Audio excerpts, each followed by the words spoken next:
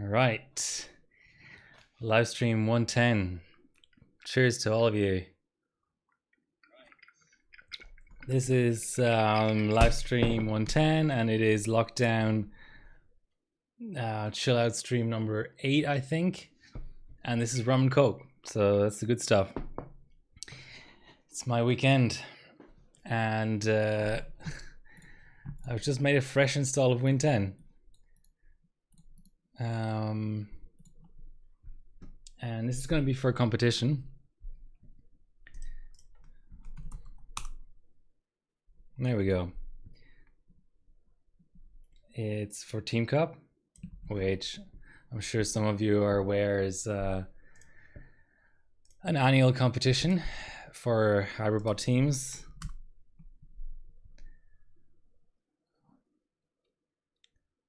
I've got an extremely lo-fi setup today. I skipped last week. Wasn't feeling so good, but I'm feeling better now, so that's all good. Where are we at? Oh, so I'm in OCN, overclock.net, 5th currently. So this is, yeah, I think we looked at this before, but there's all of these sub competitions. So AMD CPU, Intel CPU, AMD GPU, Nvidia GPU, memory and iGPU. And this is in the AMD CPU section. Each of these is broken down by, I guess, DDR1 to 4 again. So here's the DDR3 stage. So only use DDR3 RAM, use one processor, 3 submissions, and it's CPU profile max. Now I've never run, never actually run CPU profile max before, but a little birdie tells me it's included in UL's 3 mark, so the regular sort of time span. No OS limitation. Of course, we need system info, so we need to make sure that we get a valid link. No lot tests allowed, and this is what it looks like apparently. Interesting. Let's kick off this 3D Mark install.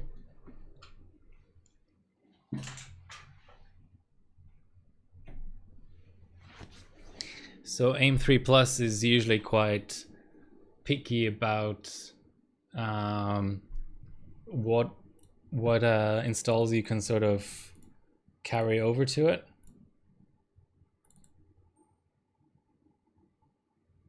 Yeah, that's the one.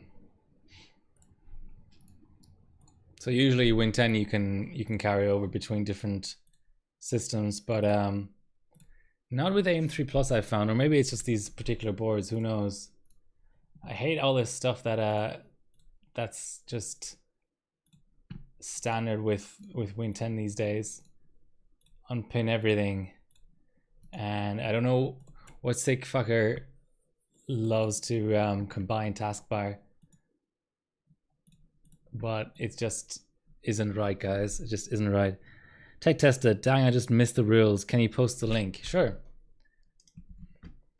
So it is a CPU. This is what I know. I've never, like I said, I've never run it. It is a CPU test, but it's by UL, so the people who make 3D Mark. And I've heard that there's still a small 2D component in it, but the score basically that counts towards this, you know, the submission is CPU based. So you have to kind of run a mixed workload bench all the way to the end in order to get a validation link. But in the end, it's a CPU component. So it's a little bit like just doing the CPU tests in 3D Mark 06 or something like that. So I think my bot is wrong, so I'll just try and fix my bot. But basically, let's go back to Team Cup. We already have 2 scores in the team, and it's got to be basically it's got to be unique CPUs and unique users. So Yoss has benched an 8370E, and then Shar's benched an 8350.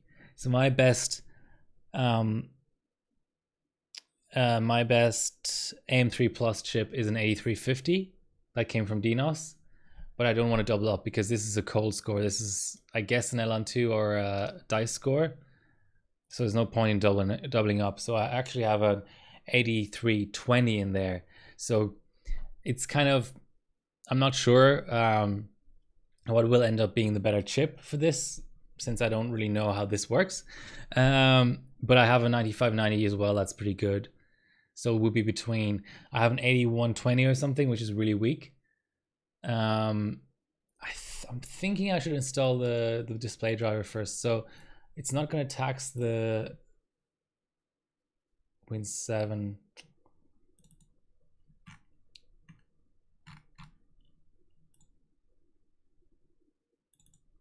Surely we've got a Win 10. Damn it. Notebook. Will this work? We'll try. Oh, I hate these what is it called? UAC, yes, UAC prompts. They're just terrible. Let's just quickly copy over the proper driver.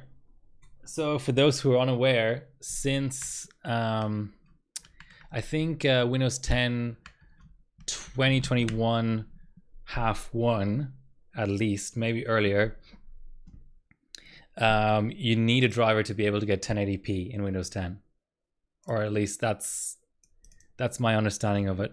So you can no longer, so I don't have drivers installed right now, and if I go in here, oh, okay, interesting, never mind. On the Intel systems, that's the case. On Z490 and Z590. Okay, so we should have nothing standing in our way to just like benching happiness. Installing this bench.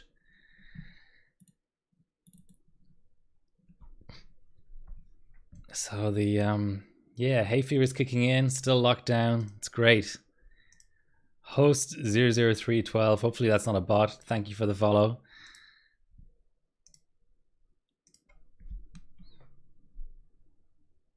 Yeah, so the board is wrong. I'll just correct the bot in a second once I've launched this installer.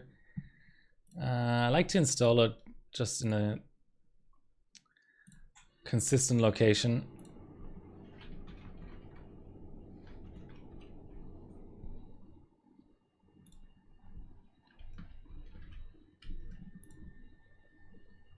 But then of course you need to move this second one as well.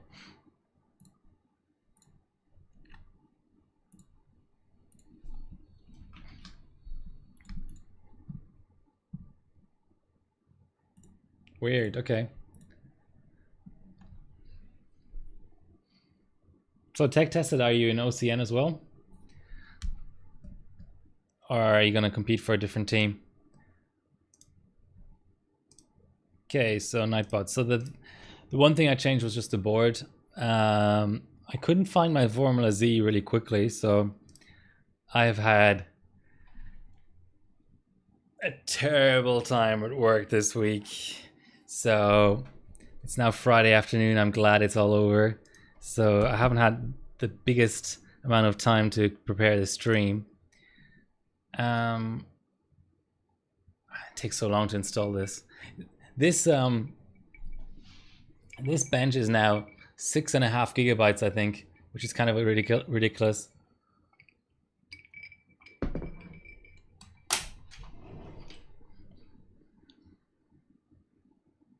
Pretty new to HarborBot. Well, welcome. Always good to have new people. Hi, old school. FX 6300. Yeah, try and run it. I don't know how this bench works, how threaded the bench is. I can maybe test that later on. So I would say that the things that need to be tried straight away with a new bench is how long does it run for? You know, in terms of a 3D Mark like this, Are there any things to watch out for to get a valid link? Those are the important things. Then next thing is, you know, how well does it scale with CPU frequency? How well does it scale with memory? What I'll probably not get to today is what is the optimal OS for it. So I should still be able to install the latest 3 Mark on Windows 7. And I would have thought that maybe Windows 7 is faster for AM3 Plus, but I'll just... Everyone in the comp seems to be on Windows 10, so it's not a big deal if I'm on a slightly slower OS.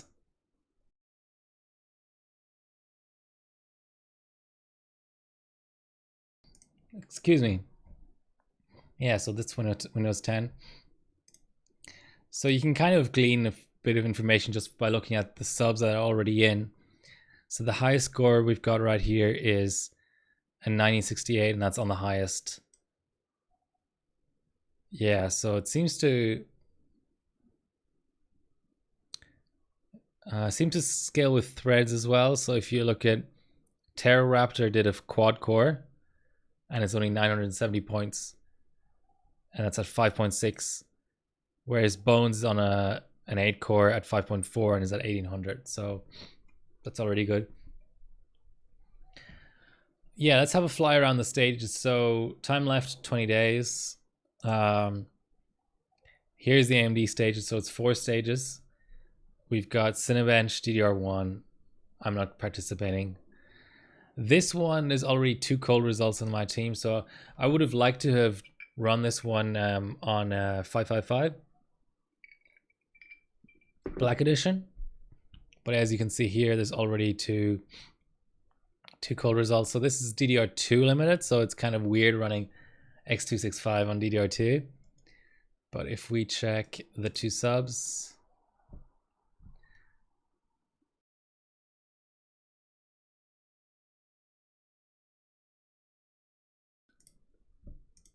I thought I had to sneeze there, but apparently not.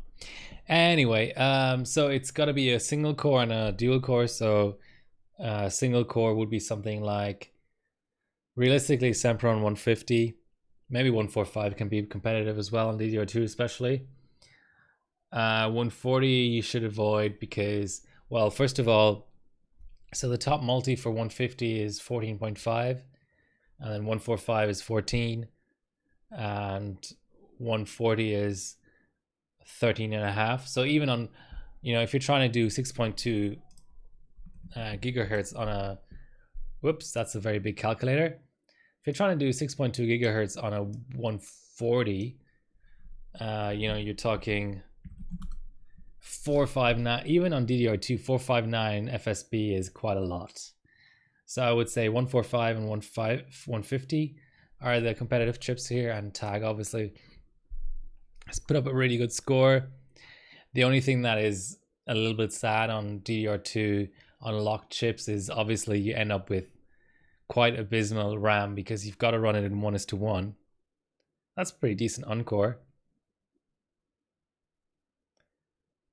Your team can't run. What team are you in, old school? So there's that, and then a dual core sub. I mean, 6 gigahertz also quite nice.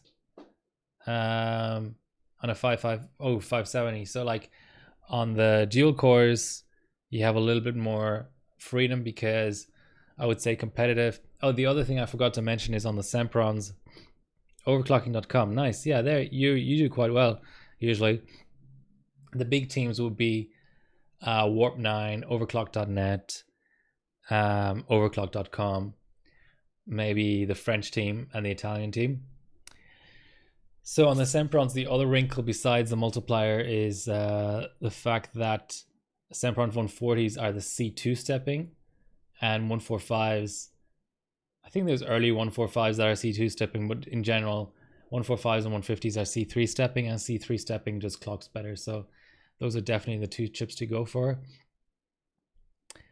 For the unlocked dual cores, you have a little bit more freedom. So the 550s are C2 stepping, but the 555, 560, 565, and 570 are all unlocked C3 stepping. So it's easy.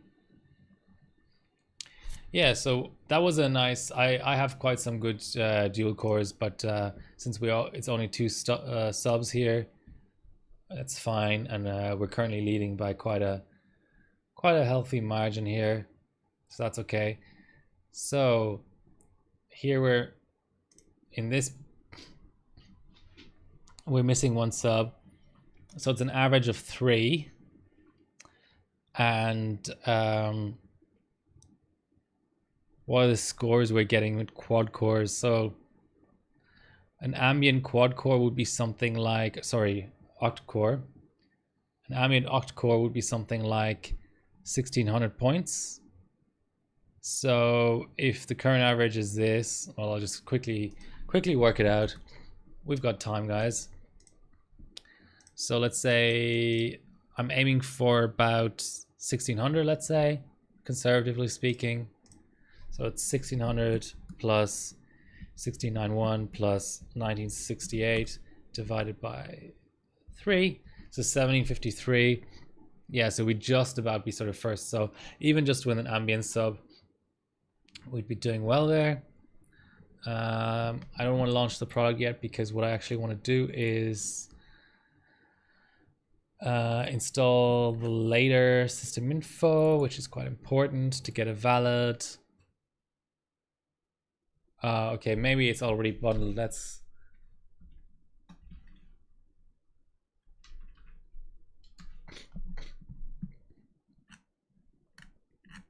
I hate this crap that comes with the default install. I sort of get OCD about this.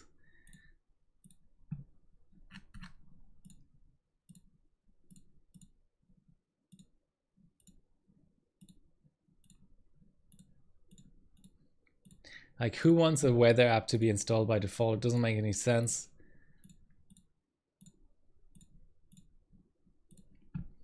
Okay, but what we actually wanted to look at is system info. Okay, so 9.10 is the minor version, and what I just downloaded this week was a 9.10, so we should be able to safely launch this. But since there's a small GPU load as well, I sort of expect it's not gonna, may possibly not run. Let's see. Taskbar weather, but I mean, so what? So I'm just gonna quickly go to this camera because I'm just gonna enter my key here, and I don't want anyone to steal it because I actually did pay for it, believe it or not. Dum-de-dum-de-dum.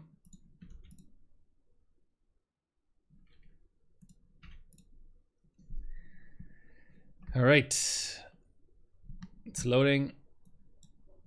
No, I don't want to run wildlife. Thank you very much. Okay, so here's our first thing. I love keeping notes on this kind of stuff. So sorry for the sniffling, guys. It's spring here in Australia, so what is it called? CPU profile max.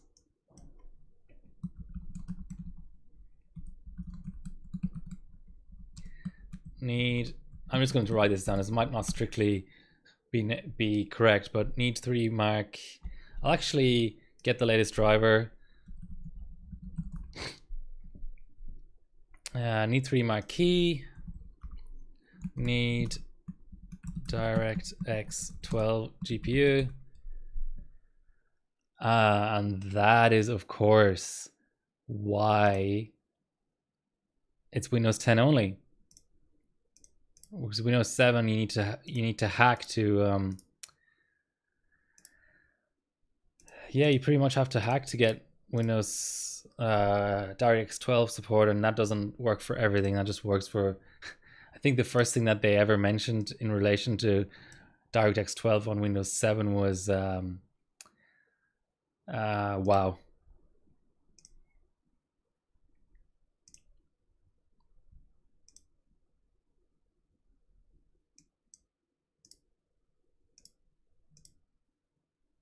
Cool, these Nvidia drivers are already Windows 11 compatible. That's interesting. Okay, let's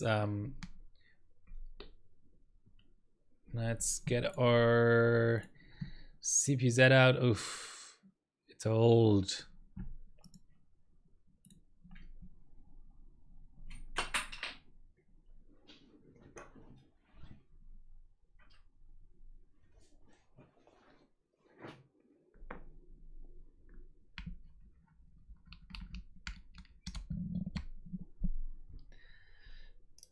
From what I've heard, the GPU doesn't have impact, so it's a really annoying bench because it has all these requirements, but then it's sort of like, you know what it sort of reminds me of a little bit is 3D Mark 11 physics test. You can't run that without a GPU driver installed and a certain level of, you need a DirectX 11 GPU, right? But it takes a really, really slow GPU to actually bottleneck that test with the GPU rather than, you know, something else like the CPU or memory.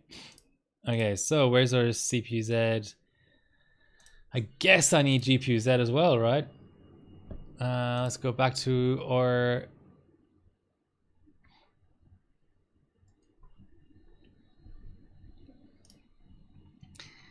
man, these fancy new benches. Sorry, I want to go to rules. Okay, so no GPU Z tab required. So all we actually need is CPU Z.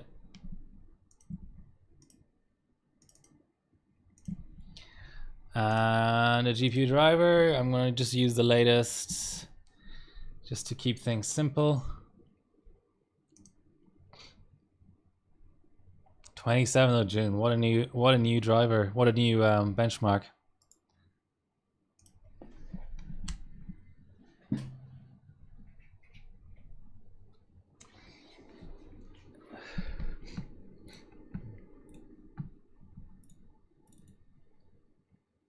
Windows 10, Windows 11, fancy shit.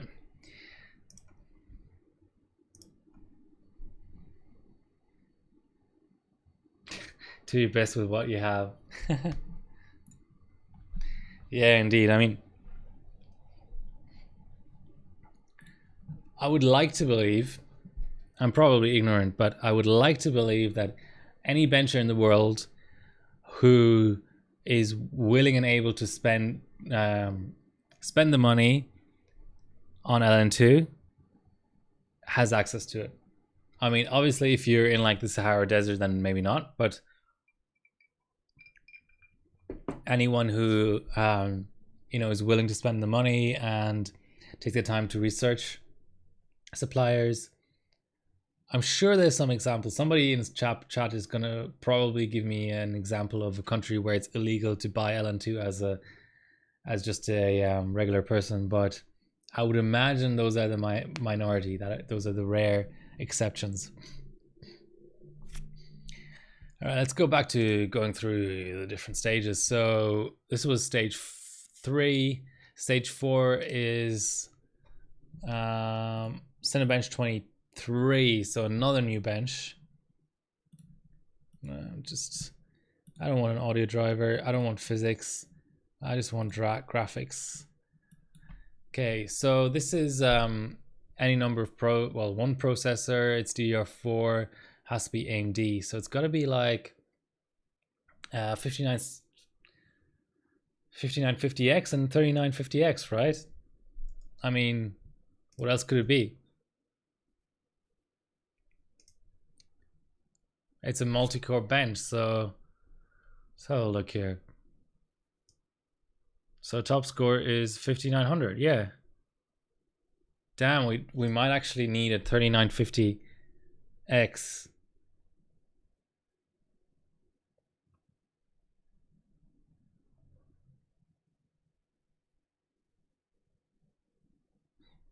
Yeah, there's a few different aspects to this.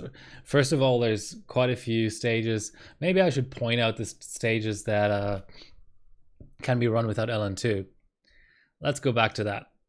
So Cinebench 2003 DDR1, the fastest score in this stage, without a doubt, can be just on water, because you're running like socket 939 or like dual. There's 2 CPUs allowed, so multi CPU configs are so hard to run anyway that nobody's in their right mind is gonna actually run it on LN2. So right now, what's the best score? Tag on chiller. So there you go. Absolutely no excuses. Dice is also readily available. Yeah, funny you should say that. Actually, in Australia, Dice is quite expensive compared to LN2. I hate these weird little effects. Where's oh well, it just dropped out because it's installing a graphics driver. So isn't it advanced system settings, advanced performance? Just turn all this crap off.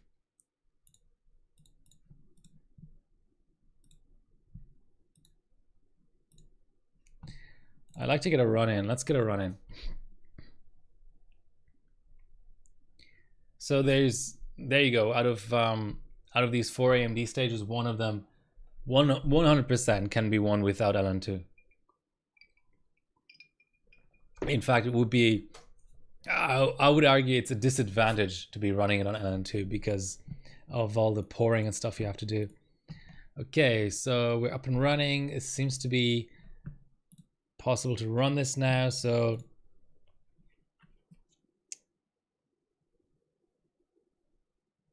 okay, so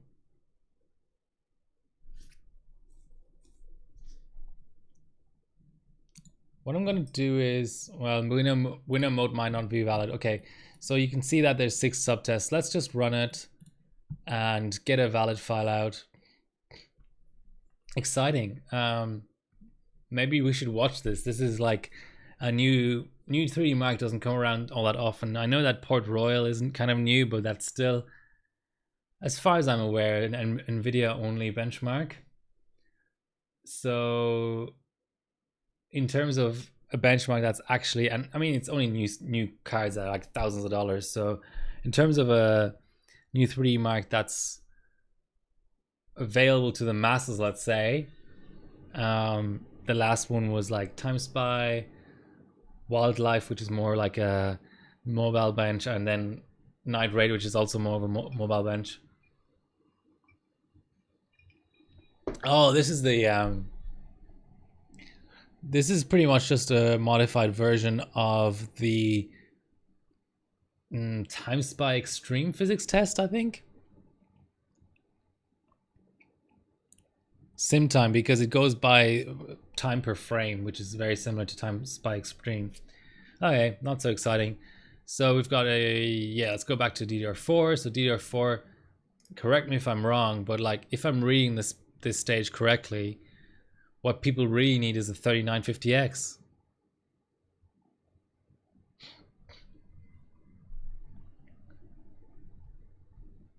I might get one. I still have an Impact 7 or 8 or whatever it's called. So that was the first stage of the benchmark. Now there's going to be an increased thread count or whatever. Start time around 7:40, just to make sure we know how long these runs are. I've heard that the runs are like 15 minutes, which is not so great. So back to the beginning. So now Intel CPU. So DDR1 is W prime 32M DDR1. Only use socket 478. So usually when there's restrictions like this, DDR1, DDR2, the inclination is to try to sort of cheat a bit and run like one of those rare DDR1 socket LGA 775 boards or something. But here it's good because it's explicitly socket 478. So 478 came in SD RAM, so non-DDR RAM, and DDR1, which I think was reasonably common for this socket, but not ultra common. Celerons, I mean, it's W prime, so what you want is as many threads as possible, which for 478, I guess hyper-threaded single core is the fastest. I'm just going from memory. Correct me if I'm wrong. So the fastest run we've had, it's just the highest frequency. I'm guessing Prescott had hyper-threading.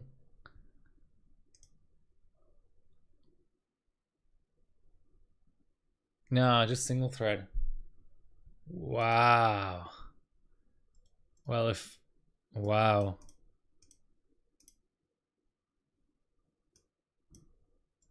What about this Extreme Edition? Even the Extreme Edition was single thread, single core? Holy shit balls. Oh, okay. Okay.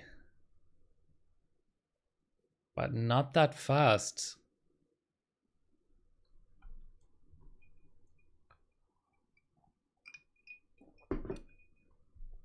Interesting, guys.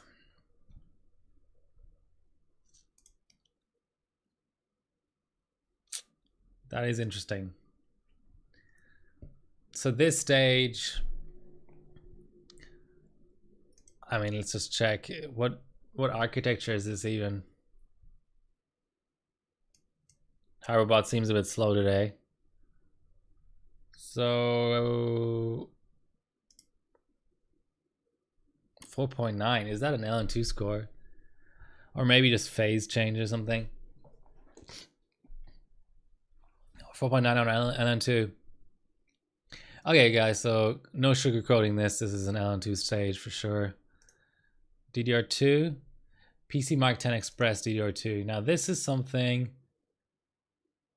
I only use LJ 771, 775. Yeah, you need Wolfdale. Ooh. This is a really interesting stage because you're trying to balance out, you know, do you want, what you know, what is your goal? Do you want really high single threaded performance, which PC Mark likes, or do you want the correct number of threads? And PC Mark 10, I think, falls off a cliff below 4 threads, so you're sort of trying to balance out, because you would think something like E8400, but it's only 5,000 points. But then, ooh, these are close. Okay, yeah, I think in the end, like a 650 FSB Wolfdale or something like that would be the best. So for sure, an LN2 stage. In terms of what I own, 478, I could. There's only 2 scores required, so I might stay out of it. But yeah, I could throw up a little bit of a placeholder score for this stage for sure. What's with all of these modded boards? Holy shitballs.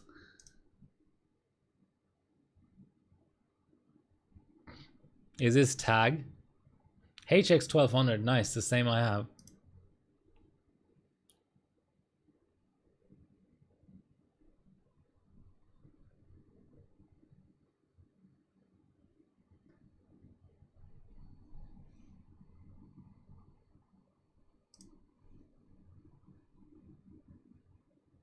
Yeah, tag. With the hardware first place as well. That's really solid. 290 FSB. V-Droop Volt modded and cap modded. Yeah, that's solid. So just need a second score there. What is going on? But what is going on? Is that plasti dipped? GR123. 3 is pretty accessible, I would say. Oh, it's got, you know, AGP as well. This is funky business going on here.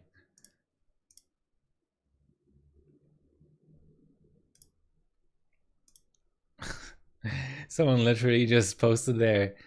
This is amazing. I love this. This is what overclocking is all about. It's overclocking in a tower. Amazing. Okay, this is just a great stage. PC Mark DDR2. Wow, someone already ran it on LN2. Holy shit. Oh, single stage. So where's our top result? So Mr. Paco 5.4. Yeah, I mean, Terroraptor knows what he's doing. On a Rampage formula even. Yeah, and for the PC Max, he got to run AMD cards. Lots of people on the stream tonight. Welcome. Thanks for hanging out with me while I'm in week 12 or month 4, the start of month 4 of this lockdown. Had another record number of cases today. Yeah, not great. Anyway, so let's look at the DDR3 stage. Cinebench multi-core, 1 processor, Xeon CPUs up to 6 cores. So the best platform for this would be IVE, right? I mean, 4960X. Just blast through it, full pot, 1.9 vCore. The hell's this? Oh, it's an SS. I love seeing the nice little rig picks.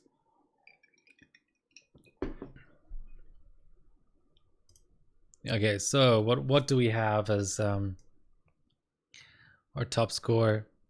11,000. Oh, somebody put an 8700K into a DDR3 board.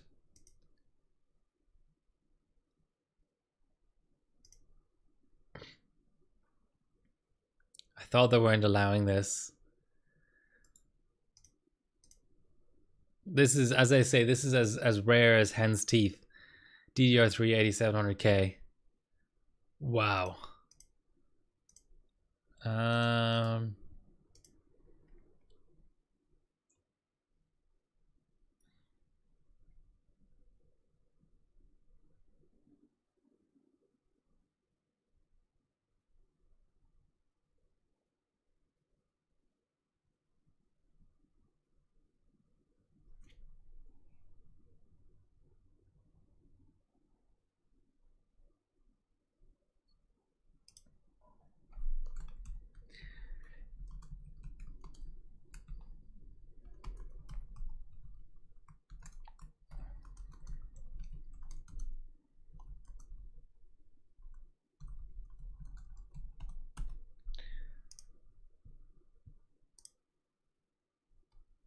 Okay, well, let's disregard this sub for a second and check what the second best score is. Oh, well, everyone's just on water. Yeah, 5.1 on Sandy. That's pretty solid. Yeah, this is another, clearly an LM2 stage. What do I even have in terms of, I don't know what state my Rampage 200 IQ, yes. What is my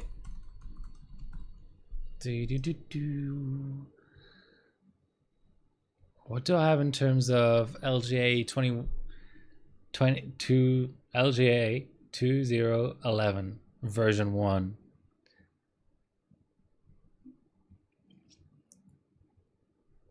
Yeah, I have a good 4820K, but that's only four cores. No, I sold that. I sold this chip.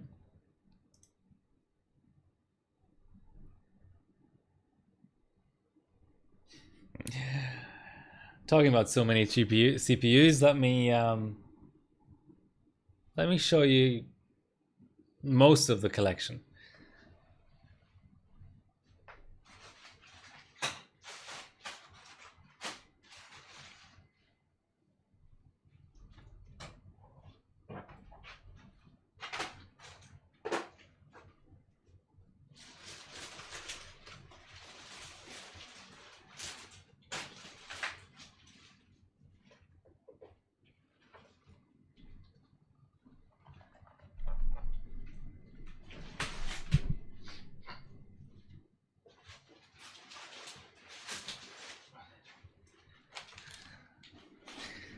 All right, this is not everything, but this is most things.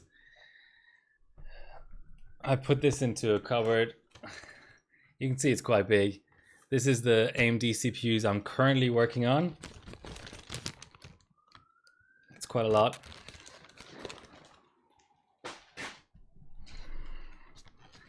This is another one of these.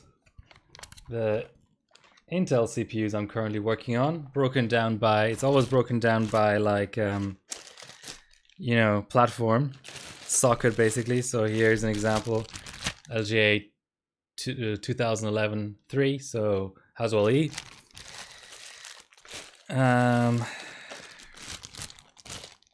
Here's another example, LGA 1366, just so it's easier to find stuff. And here's all of the rest of my CPUs. This is probably about like 10-15 kilos.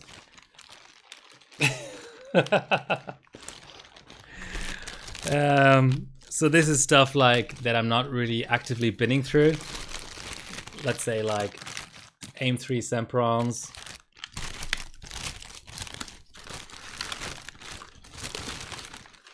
To be fair, a lot of this is like empty CPU trays and stuff. But this is like all of my locked AM3 stuff. So it's just stuff that I know I'm going to overclock at some point.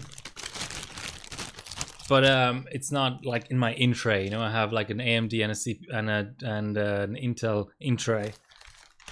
But yeah, maybe looks are deceiving because there's some empty clamshells in here. But this is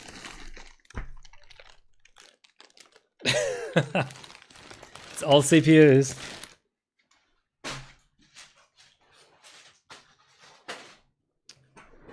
All right, we have a score.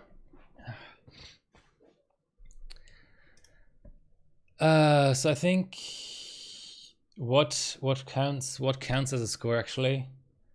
Okay, where's our rules? So benchmark window, CPU profile.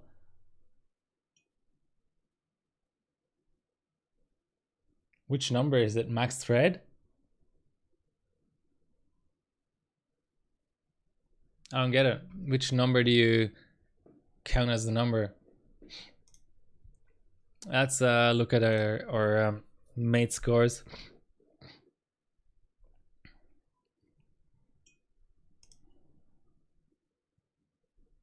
No, I want to go to DDR3.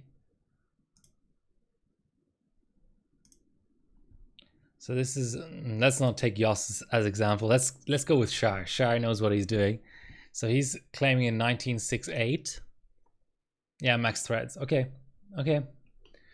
So we've got a 1300 and we were aiming for like a 1700. Okay, that's not bad. So what do we want? We want CPU Z.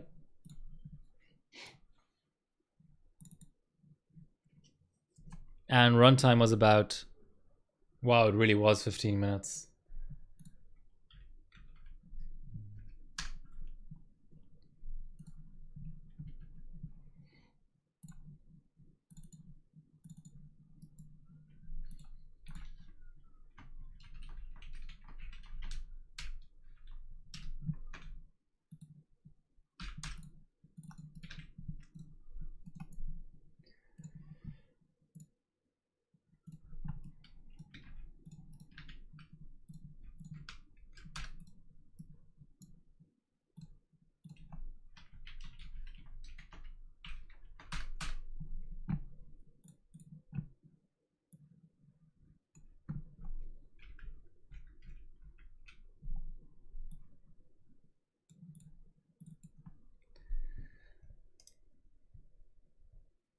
Memory and CPU tabs. Oh shit, I need the background.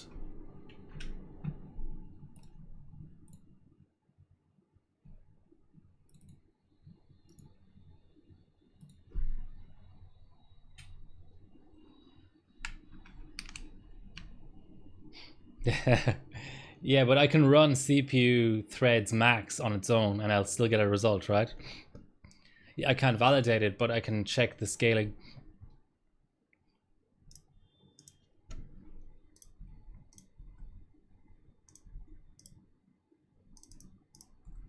Hi, Ginger, by the way. Welcome, welcome. Ginger's our resident CPU profile max expert.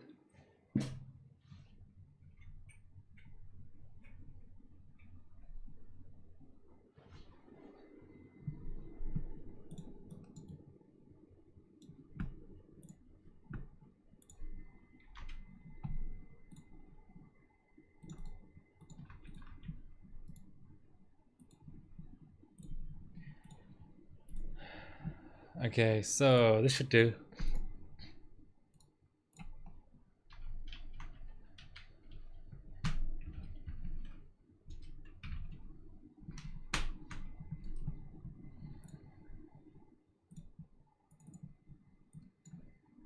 So this was a 1306. Where are our screenshotting tools?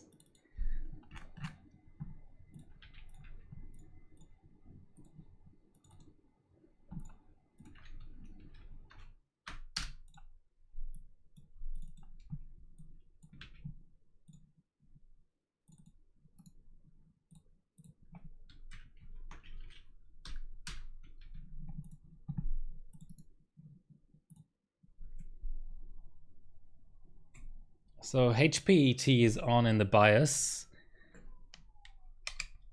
It will be interesting to see now if we can get a valid out of this.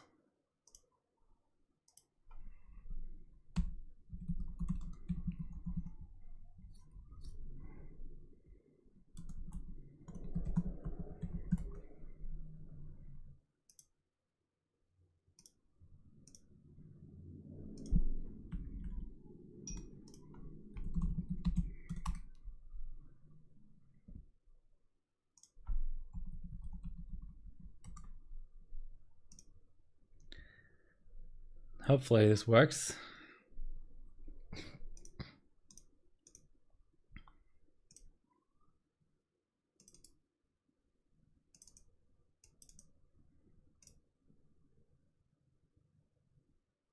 It's doing something.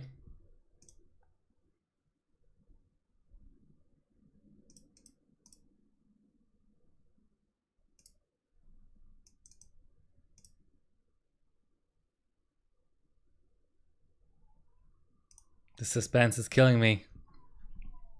Okay, so we have a valid result. Sweet. So that's what it looks like.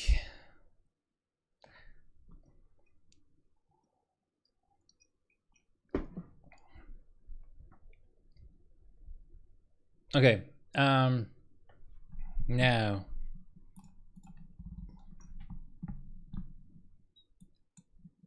next step quite obviously is to overclock the CPU.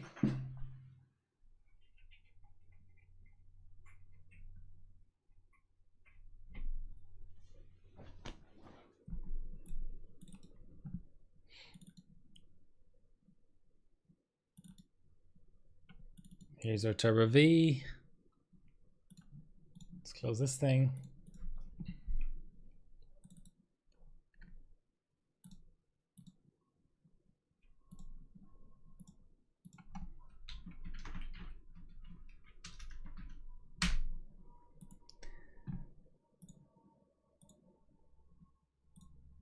Okay, restart. Let's get back to chat. There's a question earlier about how long have you been OCing and messing with computers? So I joined Hardware Bot in 2017.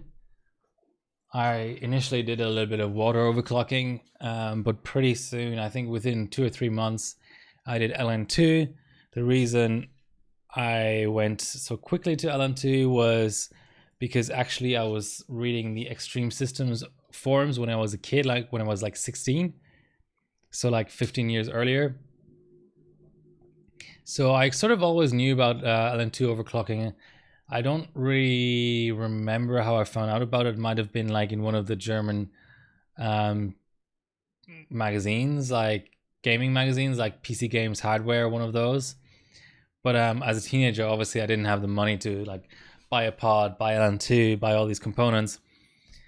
And now in sort of like my old age, I've got the opportunity to waste a lot of money, some people would say.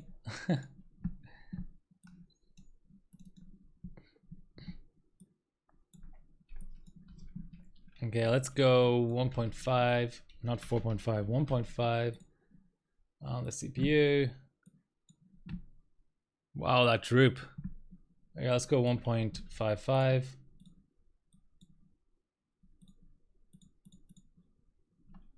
And maybe the chiller down a little bit.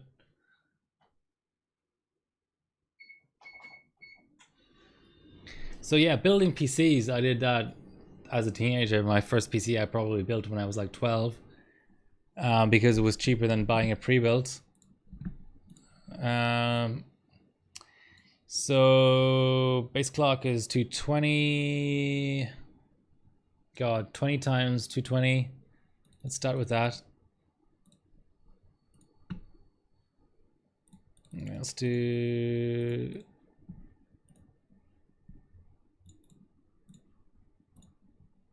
All right, let's try 23. What's the worst that can happen, right? And I mean, back then, in that generation, it was much easier to overclock PCs. You got much higher gains. So yeah, I overclocked PCs just for gaming as a teenager, but I didn't do it competitively until 2007.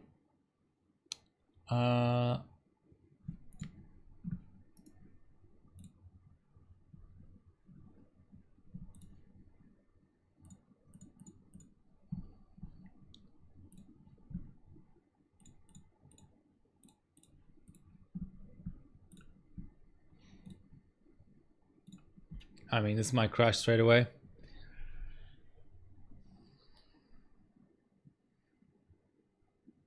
Dial up on Windows 95. So my earliest memory of something resembling a PC was, I think, a 286. You know, the way there was 286s, 386s, 486s. I think my family had a 286 tower PC with DOS on it and Windows 3.11. That's the earliest PC thing I can remember. Is this a crash or just a really slow load?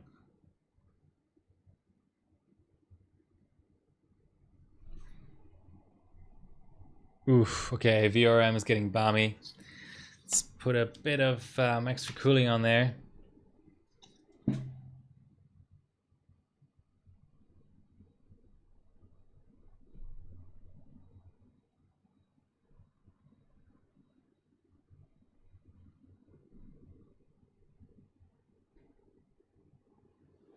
Yeah, it's not comfortable at all.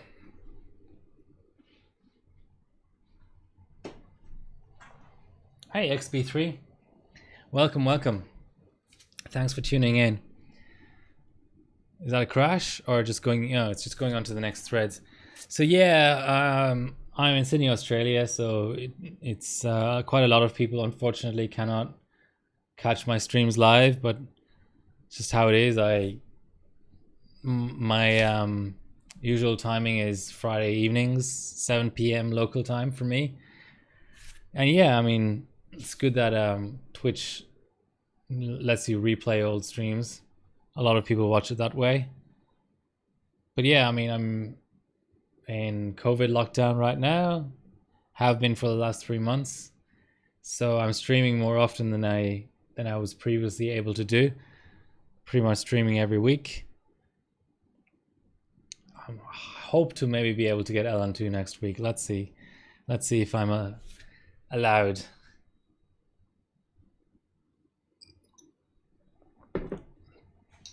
It's 8 p.m.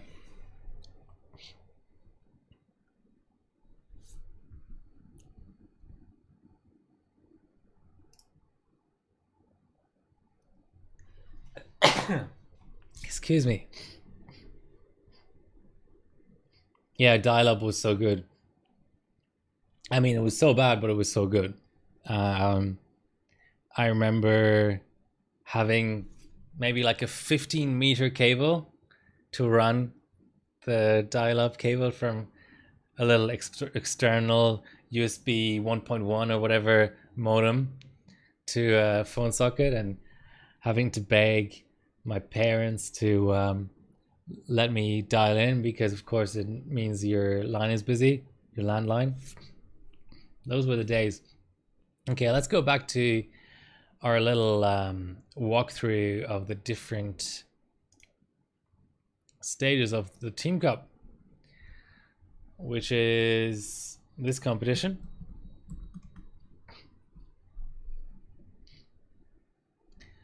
And we already discussed DDR3 Intel. So now let's go DDR4 Intel, which is Geekbench 5 Multi, which, I mean, the Geekbench are slightly different. I think Geekbench 3 is the shortest with the fewest subtests. Geekbench 4 is the longest with the most subtests, and then Geekbench 5 was like shorter again than 4, but a little bit longer than the 3. So Geekbench 5, and they're not allowing Xeons, but they're allowing everything else, and it's 3 scores. So no prizes for who gets this right, but the absolute best hardware you can have for this stage is 10980XE, 9980XE, and 7980XE, because they're 18 cores, and that's the highest non-Xeon chips Intel has released, and this is an Intel only stage, and it's a DDR4 only stage, so it's gonna be fun. I don't know how many teams can really get all those. I still have a 14 core, maybe that will be competitive, who knows. But yeah, let's go to the GPU part. Oh, and in terms of LN2, I mean, you can be kind of, I mean, X299 is so hard to run on LN2 that I would say a really nice, strong chiller can be competitive. Then again, Geekbench is sort of a cold bench, so it doesn't put so much strain on your system on LN2. 5 a.m. Wow. Hope you're getting your beauty sleep and not just staying up for this silly old stream. Okay, AMD. So here's the second stage, which is clearly possible without LN2. I love looking at these old system rig pics. What's even the mainboard manufacturer here? Is this a bare bones DFI or what? ASRock didn't exist back then. What's with the yellow scheme? Woke up for work. Well, oh, I hope you have a pleasant day at work. Thanks for tuning in. So this was Mr. Scott. Yeah, it's a LAN party. Okay. I used to own this. Of course, a 754 system. Yes. I used to own this exact board.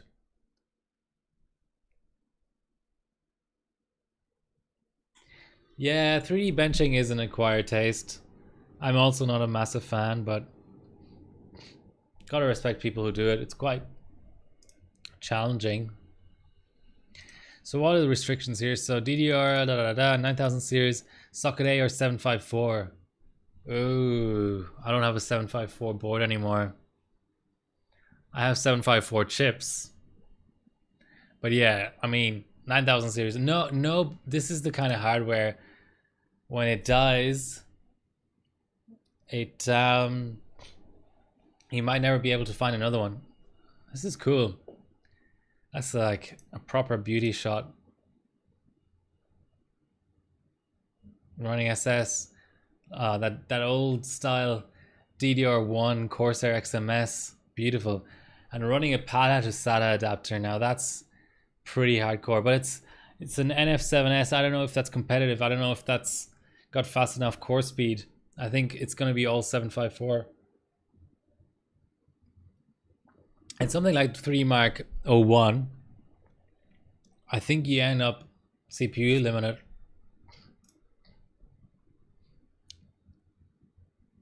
Interesting stuff.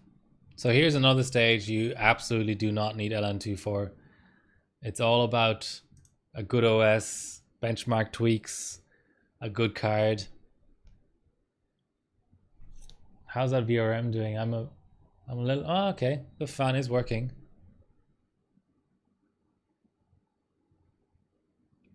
I think we might have a crash.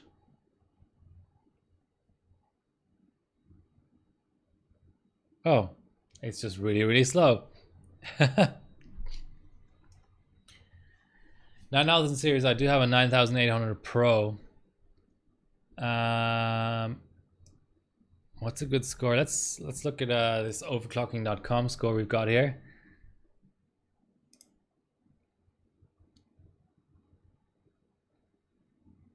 Nah, it's an aftermarket. I want to look at a real 9800 Pro. Yes, so I have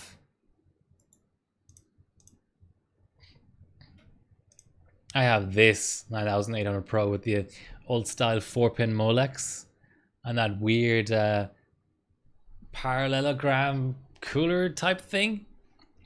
It's dodgy though, because I think the only thing that works on it is this display out, not this one, which is a problem because my regular benching screen is a 240 hertz that has HDMI and DisplayPort only, which obviously DVI you can adapt into those, but then once you're trying to adapt analog into digital, it gets messy. Hi Shmomo, how are things down in Tassie? Still COVID zero down there, you lucky buggers. Yeah, so I don't think my card is necessarily dead, but it's not so alive either. Okay, this is I'm not a 3D bencher, but this is a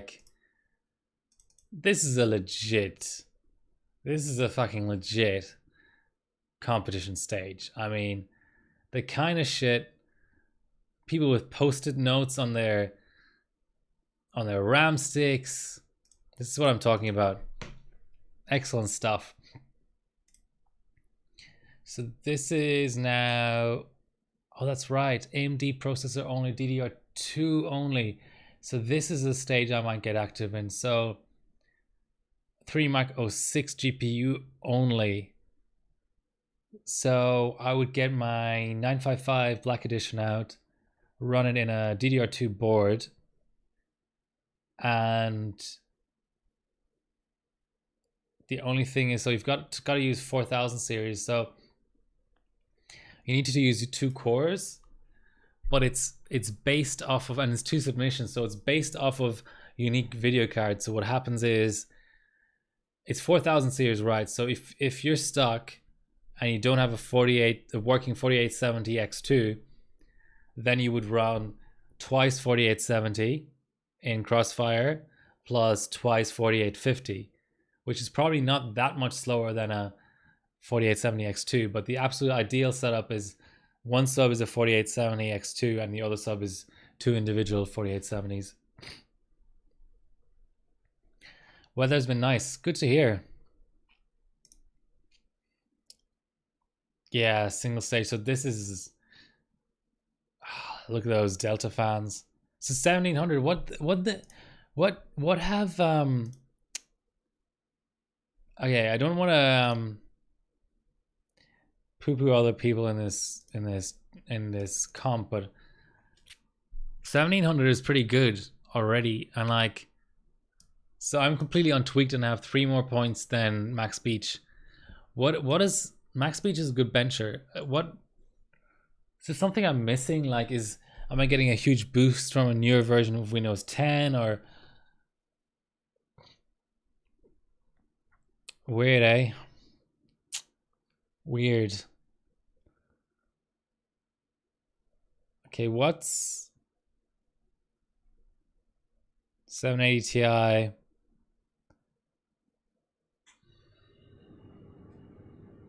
Some funny business going on. 1,797.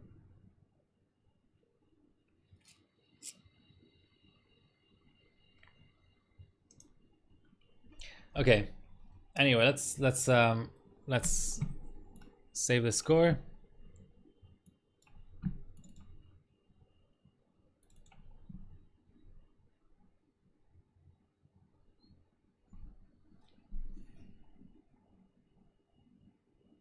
Just AMD in. Nice.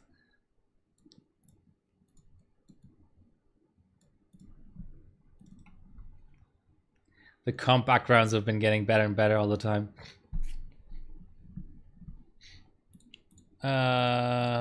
Let's throw in a main board tab just because we're charitable.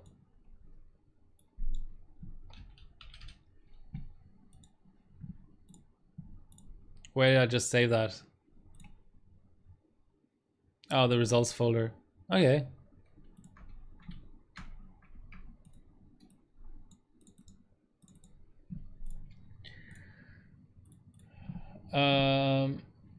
That VDroop though. Okay, let's keep it 1.55. I mean, oof.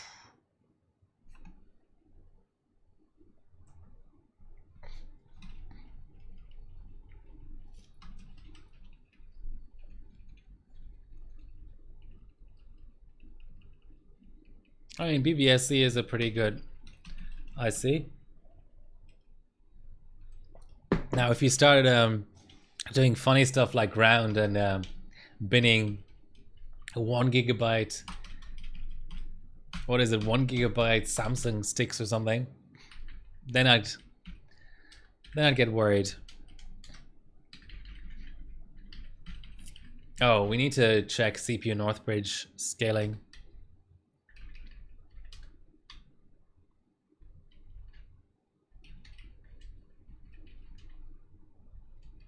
Let's go ultra high on that.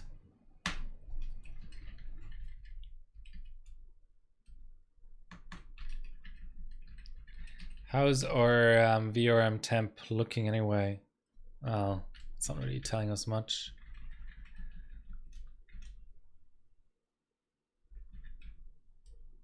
Manual mode 1.55.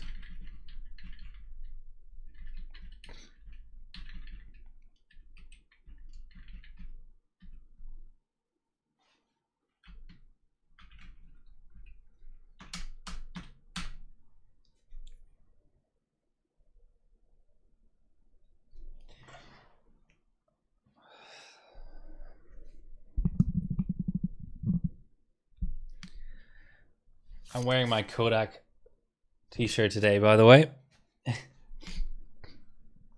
I'm not quite sure.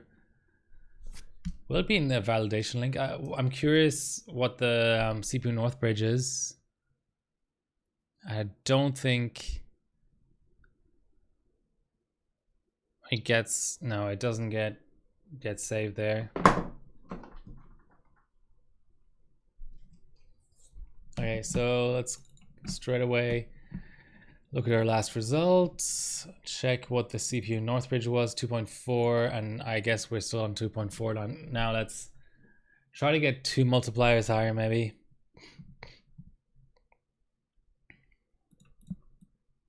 Yeah, so I'm just gonna hit reset straight away and go 2 multipliers higher.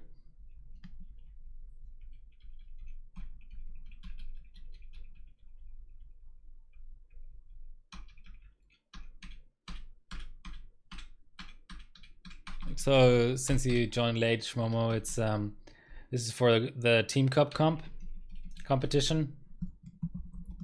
So there's a stage in there that's limited to DDR3 AMD CPUs only. So that means, you know, AM3 Plus is the best setup, and since this bench scales with threads, the best we can do on AMD is 8 cores, 8 threads. So this is an 8 core, 8 thread CPU. Let's see if that works.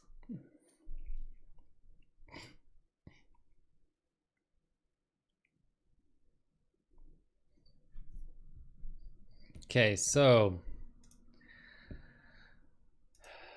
next stage. So this HT 4000 stage is nice and all that. Probably not a stage you can do all that well on without cold, without LN2. But Catzilla 4K, man, there was an SLI Catzilla 4K stage in Country Cup 2020. Whoops, okay.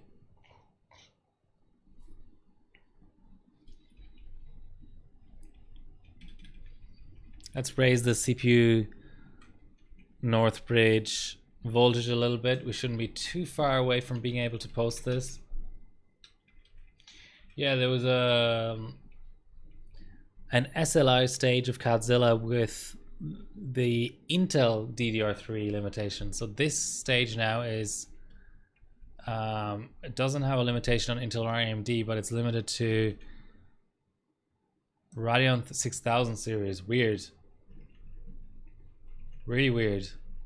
Okay, so that didn't work, but what we can do is, seems high.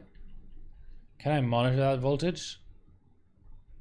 1.4. Oh, fuck. That really seems high. Let's try. Let's just increment.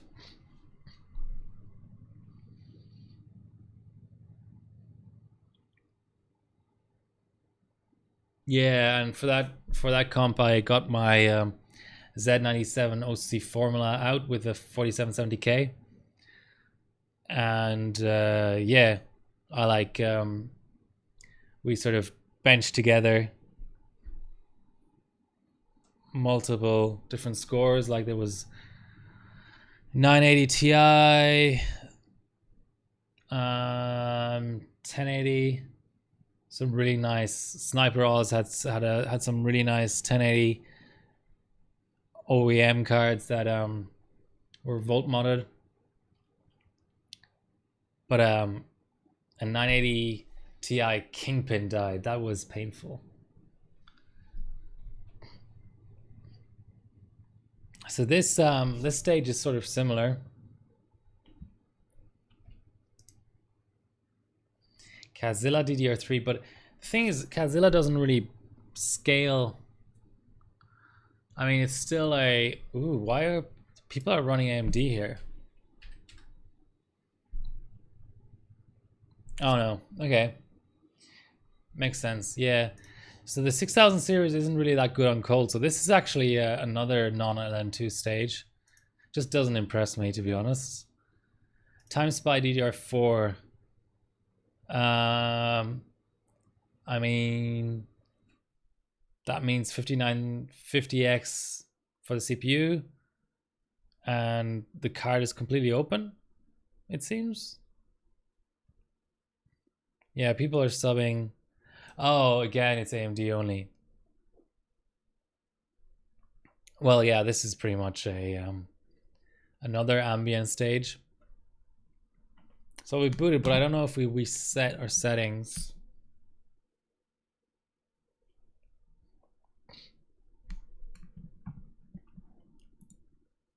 Oh. Okay, let's see if we can get this to complete. So it was like 21 or something? No, way more, like... Let's just check. 23. I should also save that as a profile. Call it 5.1.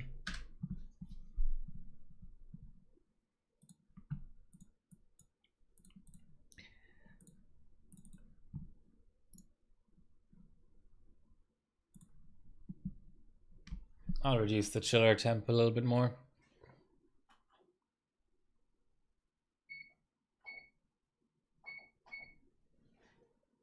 Oh, hang on system info scan. Nice. Z68 XP UD4. You're gonna run Sunny Bridge in there, I'm guessing.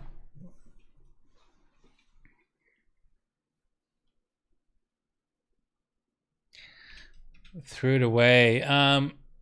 That's right. It wasn't my card. It was Bob and Zed's card.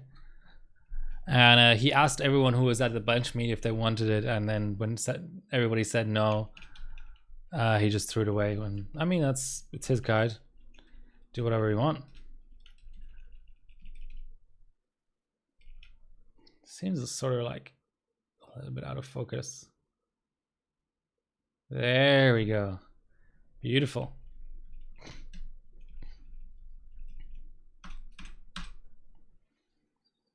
Okay, I think the realistic way of doing it is to go down one little multiplier there.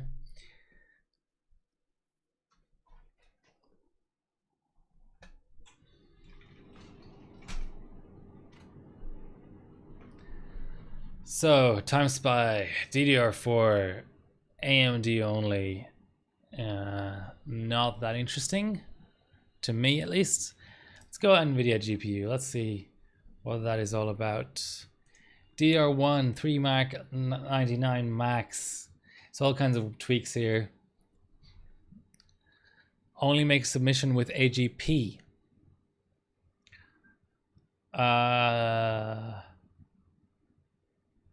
Isn't there an ASRock DDR1 LGA775 AGP board? Is that what everyone's going to be subbing on? Like the VSTA or whatever it's called? Yeah, I think this is it. Where's the highest scores? They must be on that board. Let's first start a run though. So we should be on around like 2600 CPU-NB.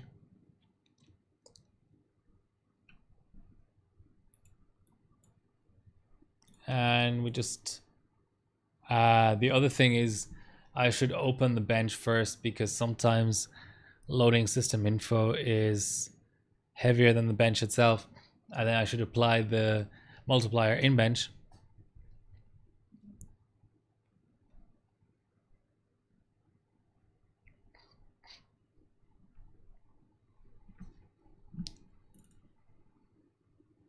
Let's load that beautiful little profile.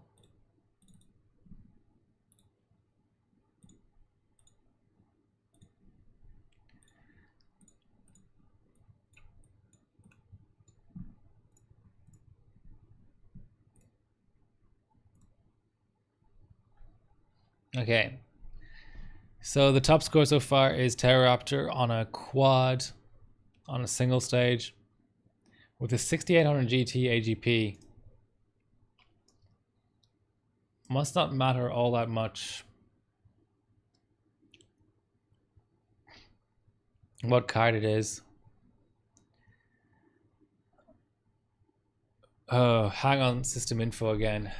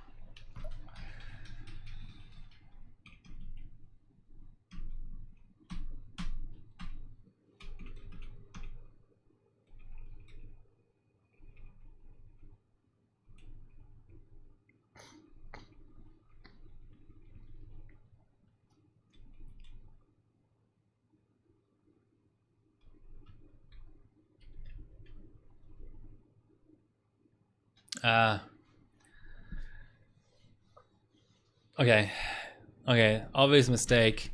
When I had so much droop earlier, I needed 1.55. Now obviously I should go down to, so it's actually CPU that was causing those issues, so I should go down to 1.5 at the very most. And I may even be able to go up here. Okay, let's try that. Yeah, 1.6 is a bit too much.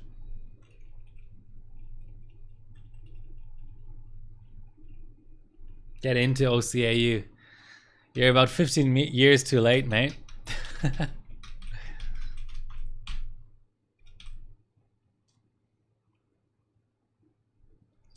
Let's go into BIOS, please.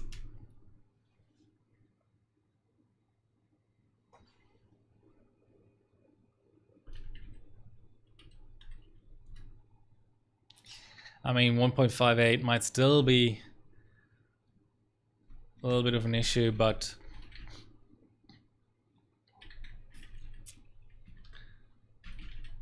let's see how we go.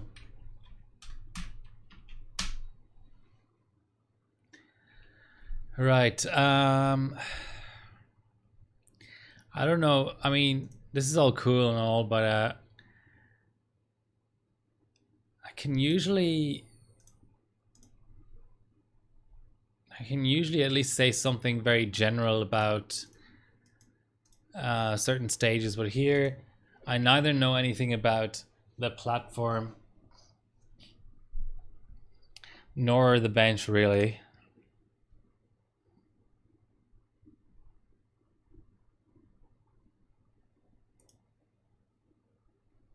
Ginger, are you talking to me or are you talking about that stage? I think to be competitive,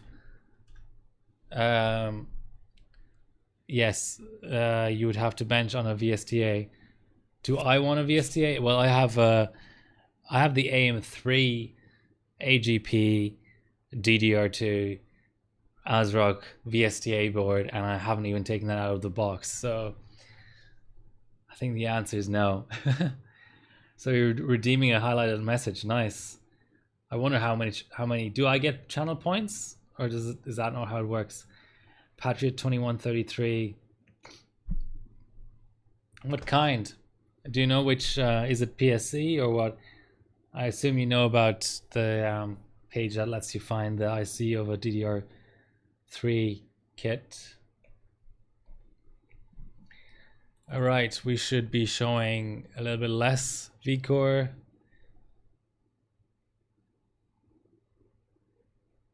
It's still 1.59. That's probably wrong, but let's give it a go. We can, you know, we can keep going down into 250 millivolt increments until it feels like it's the same it was before.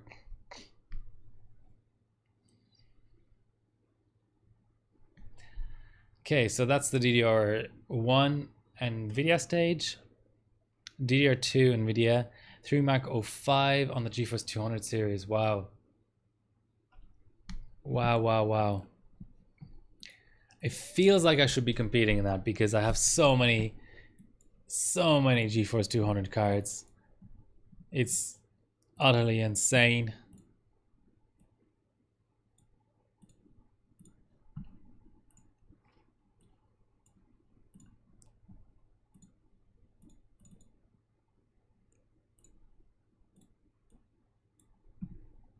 So it should be on 2.8 CPU NB. Just double checking.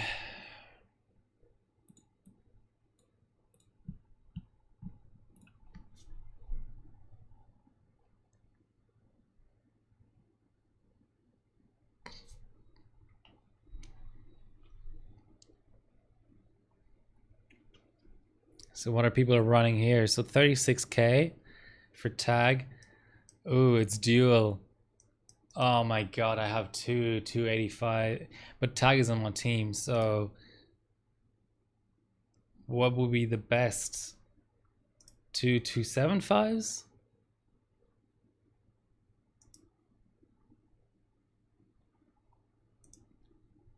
So we have a run, guys. We have a run.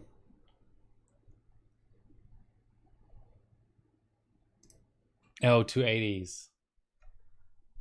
What do I have in terms of 280s?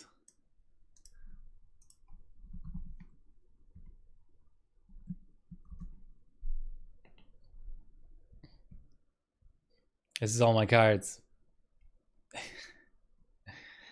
Damn. Okay, I think a tick less CPU V-core, but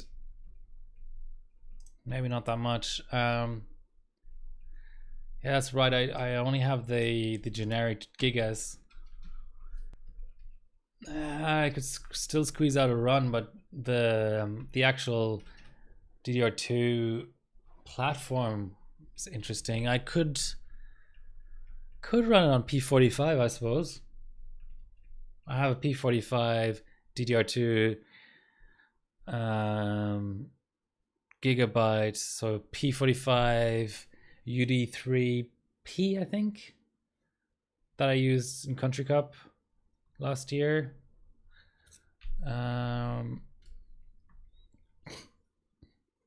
See, that looks totally fine.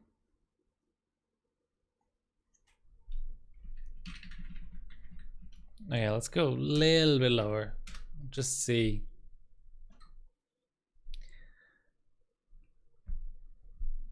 Okay, so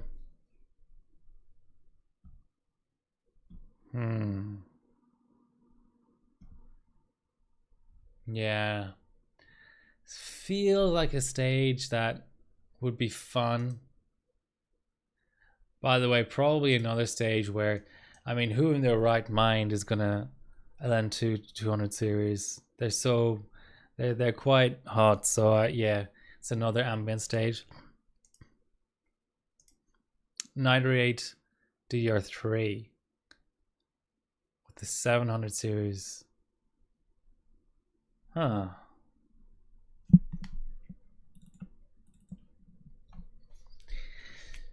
Very interesting, guys. Feels like some of these changes might have, some of these stages may have changed.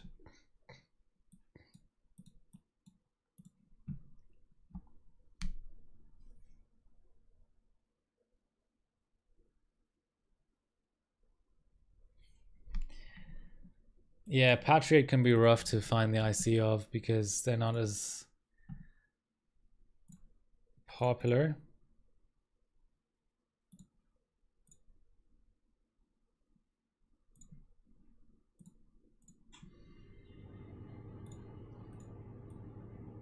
Sorry, I keep forgetting to double check the CPU North bridge.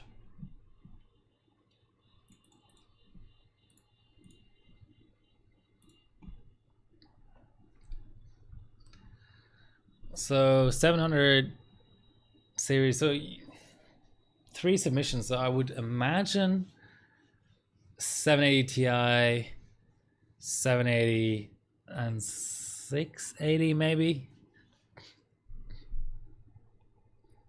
Something along those lines.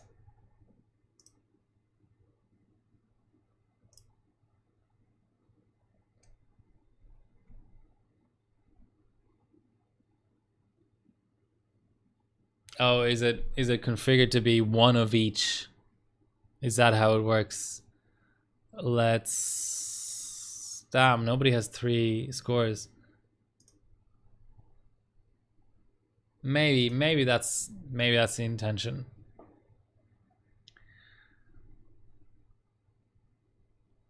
I mean, I have tons of 580s and 680s.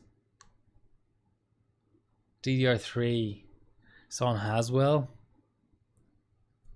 Who has got the best score? Wow, 28,000, 26. What the hell? 26,000.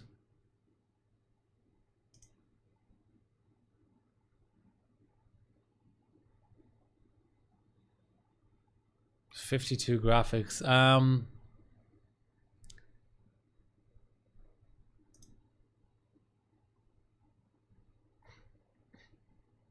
Seems like there's something a little bit funky going on there.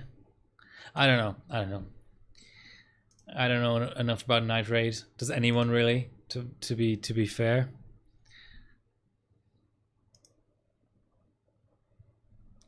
So DDR4 Firestrike on any card? That's just lame. That's just all out Firestrike, really. So Surprise, surprise, the GTX 3080 is the fastest, so pretty much another ambient type deal. Okay, memory, let's look at memory. I've put up a score. Let's see if I'm still first in that stage.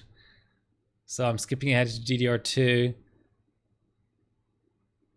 Yes, 1722 is still the fastest score. So this is what I did the other day. And mixed kit. And the really fucked up thing is this E on Kingston, I only recently found out, stands for Elpida. So this is a D9 stick, the bottom one, and this is an Elpida. And together they somehow, God knows how, combined to run 581 C5 dual channel. I was just binning through shit and was like, oh, these two sticks seem to be similar. Let's put them in the system together and have some fun.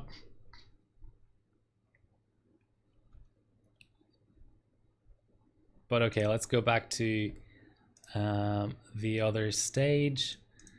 So memory frequency DDR1. I've done this so often. I hope it's 2 subs. I hope I don't have to get involved. Not a single overclock.net result. Am I seeing that right? Damn.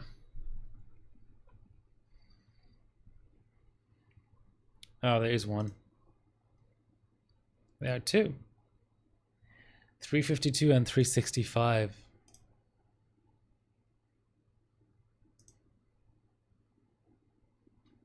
Wow, the USSR is totally just going insane. A 360 average.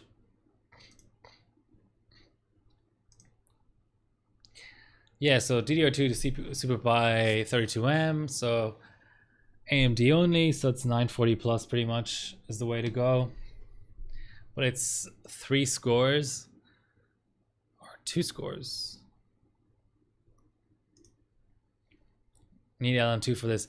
By the way, memory frequency DDR1, definitely no cold required. So see this 434, it's the 6th all time. It is on single stage, but I bet you that single stage doesn't really add that much to proceedings, because I think Kotore's score is still an all air score. So the world record is still an all air score. Well, water and air, so. Wow. So what's DDR3? It's Pi Prime, which is another one of those new benches.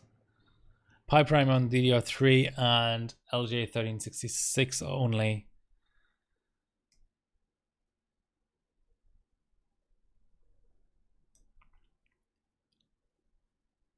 And of course, Ground is rocking it.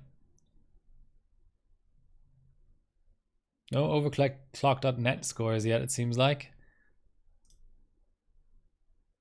And then Y Cruncher 2.5B, 6, 8, and 10 cores, 3 submissions. Y Cruncher runs the best on X299, so that means like a 7800X, a 7820X, for example, or like a 9820X, I think is what it's called, the refresh.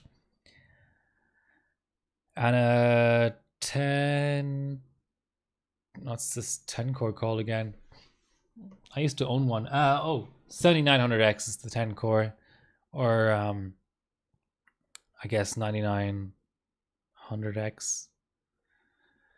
So that's memory. And last but not least, Igpu. How's the volume level, by the way? Someone the other day was complaining about it being too low. Igpu. So this is the only one I think that isn't segregated by DDR generation, since there is no such thing as a DDR1 or 2. Volume seems good. Thanks, Ginger. correct me if I'm wrong, but I don't think there was such a thing as a truly integrated GPU on the same like substrate or the same package until DDR3. So like FM1, and I guess on the Intel side, Sandy Bridge. No, even earlier, Clarkdale was the earliest iGPU. So first gen core.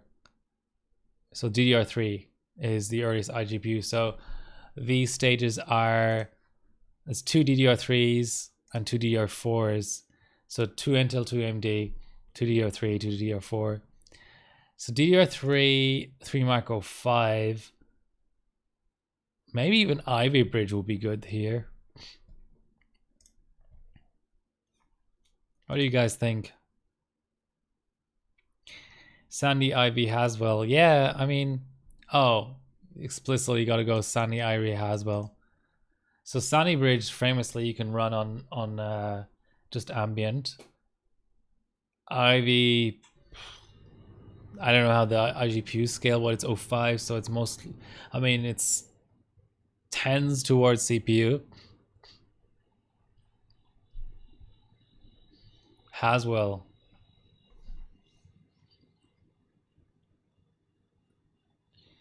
I sort of have half a mind of running my Haswell chip there. That's an interesting stage, have to say.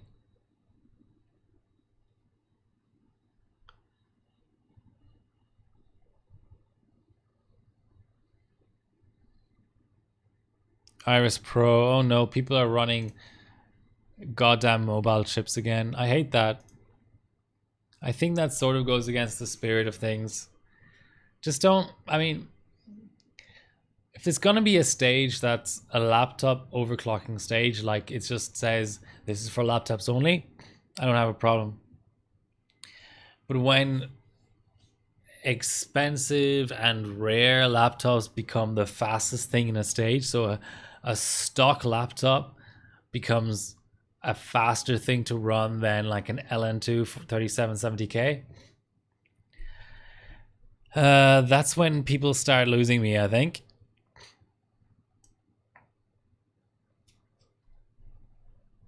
So USSR has a full complement. Let's see. Oh no, 2 out of 3. Oh, so it's okay, I gotcha. So this is the restriction, but you can actually run 2 Haswell if you want to. And what have USSR run?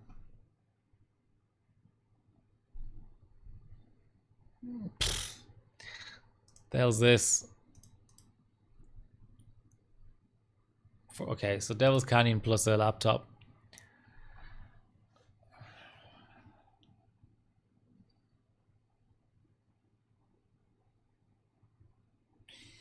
Did Devil's Canyon get an iGPU refresh? I don't think so. I think it's still the same iGPU as on Haswell.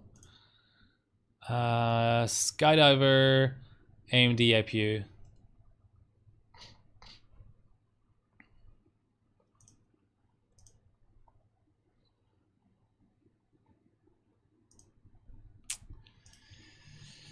DDR3.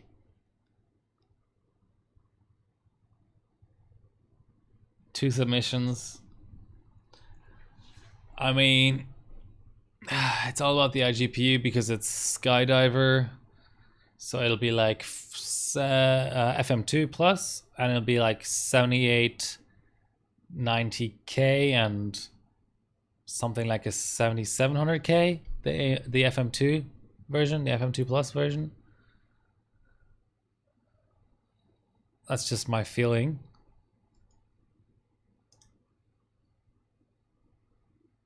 We've got a score and it's like lower than before.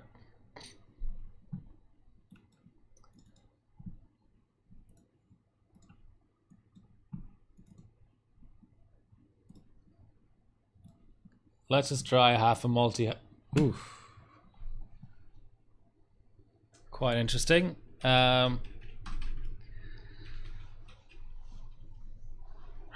So to get 100 megahertz more, the other thing we can do is like 5 BCLK. I think that's reasonable. But I'm not sure if my system is responsive.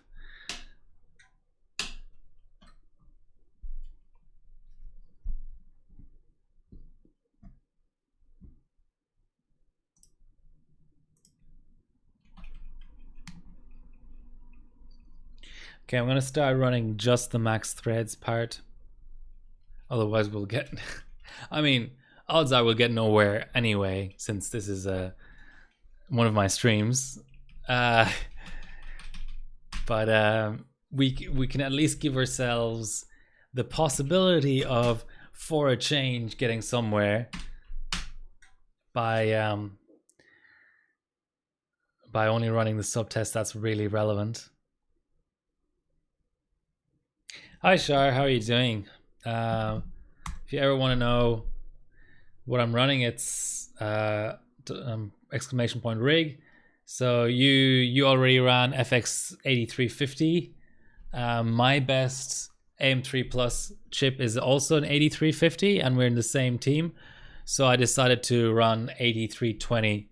So my 8350 can do around 7.6 gigahertz Cinebench. This chip does around 7.3. So it's still an above average chip. The other chip is golden. This one is like really solid. Okay, so we're at 225. Do you have any tips, by the way, since you already ran this cold? It's just time spy extreme CPU test, right? Pretty much.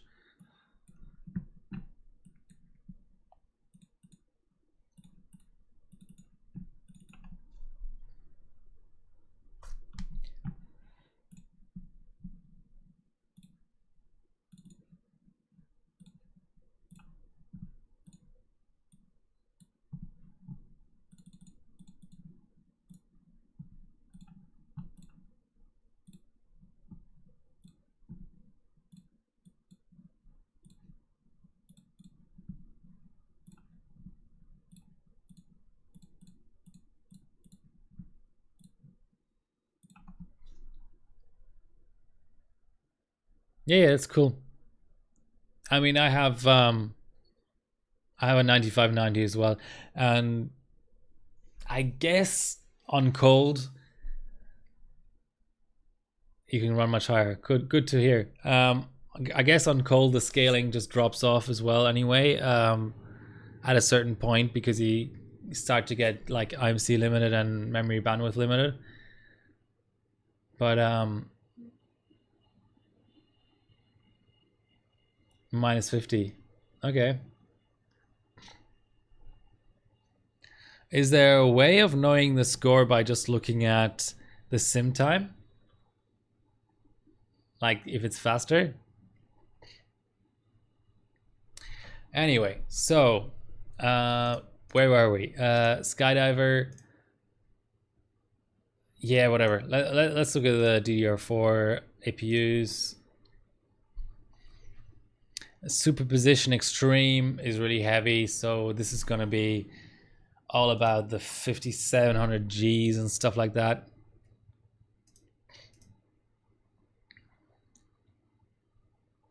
Yeah, 4750G. Ooh, Splave ran something. Nice. 5700G. Yeah, okay. That's the end of the comp. Let's have a look at the overview. Okay, 4744. So we got 40 points out of that. Okay.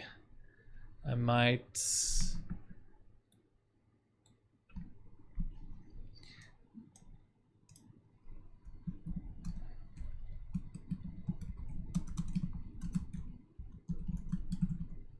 just take some notes. So 1716 equals 5.1 G.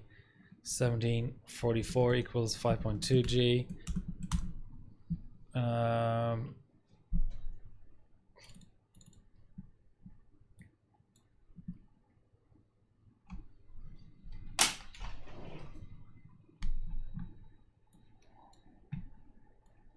So were you having PCIe issues the same way as Yos?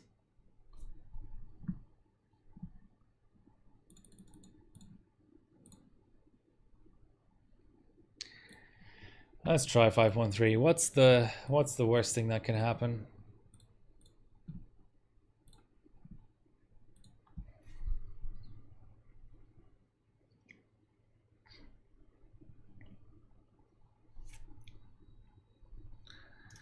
So now let's look at the overall ranking if we can.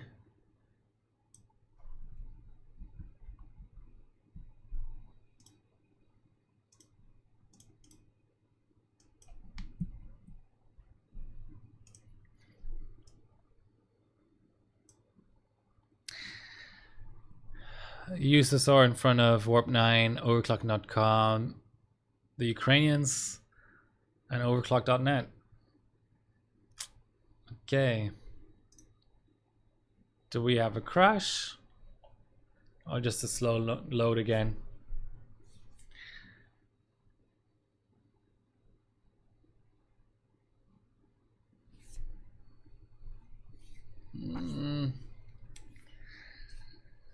Might be a crash, eh? Okay. Next, let's load up a nice little PSC profile and see how that scales.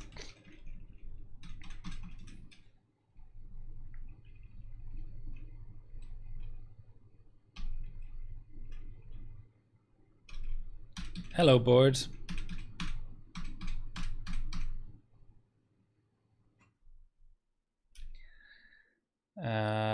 Let's actually save this.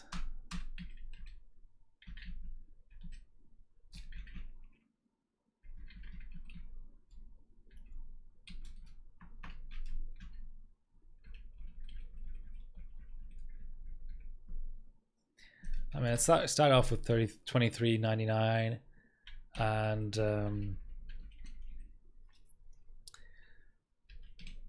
1.8, whatever.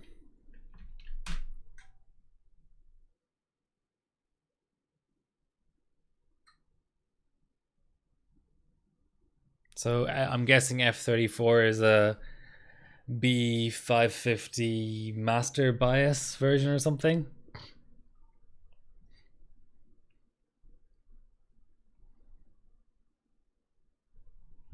Sounds like a gigabyte bias to me.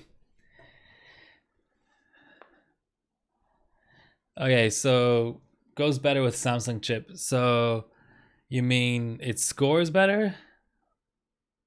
Like at a certain frequency?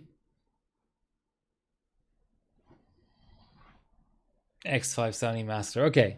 I got the socket right and I got the motherboard manufacturer right. And I got like the generation of chipset right, but it's just X instead of B.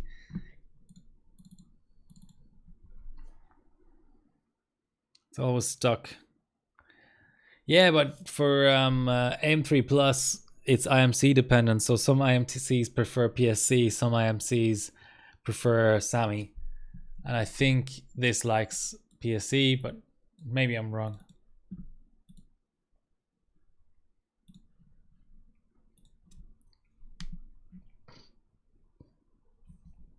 As long as it doesn't score worse with PSC, that would be an issue.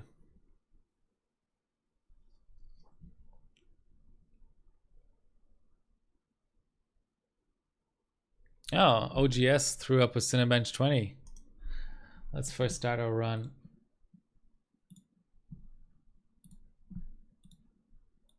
What we want is 23 multi.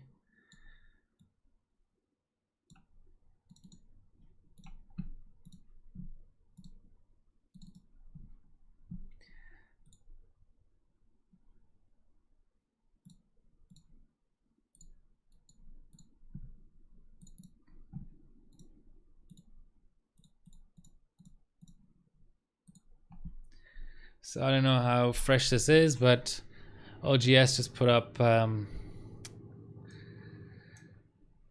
new 8-core record, 11900K, obviously 6.7. Beating Sens. 6.666. So we've got dual rank 4650 CL14. versus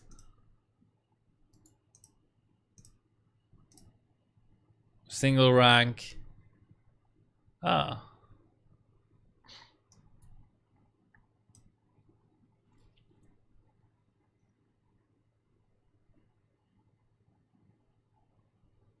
Not quite sure what tweak is being applied here. So basically, same core, worse RAM, but better score.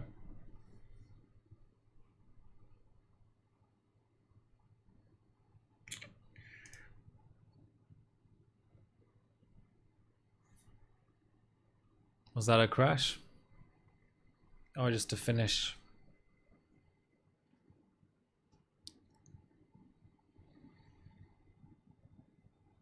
No, that's gonna score, I think.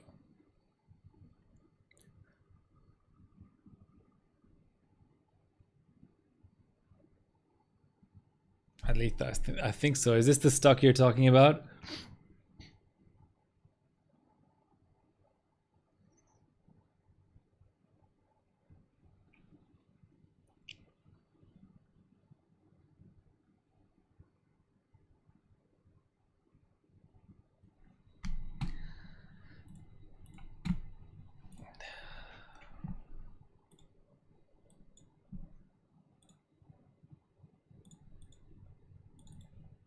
We'll give it one more try.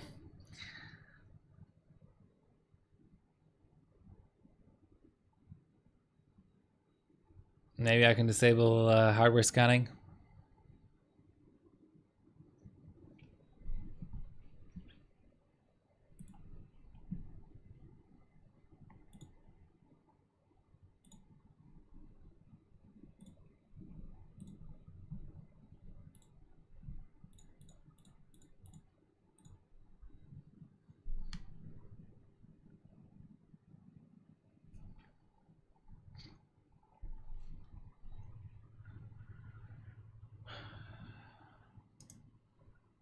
Is Ice Bear coming back for more on LJ 1366? Fifth. Oh, just behind me. At 5.1. Okay.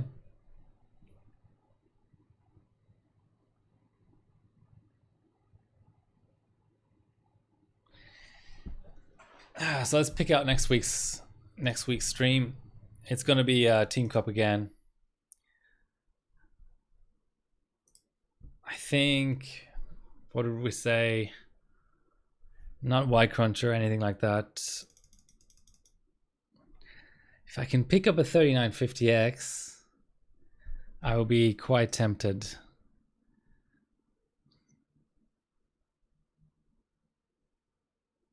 Oh, it's a per core score. Okay. That changes everything. Oh. 1750. So that's, I mean, that's almost no change.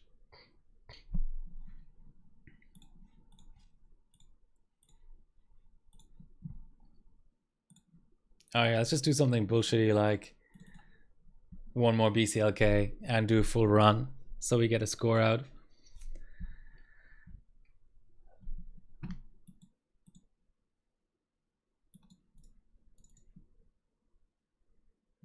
What a nice background.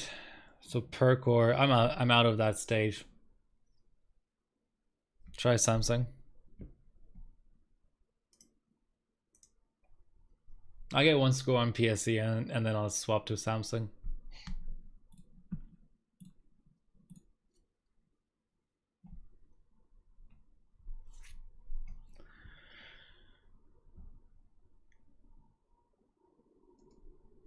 I think AMD GPU was what was tempting us, right?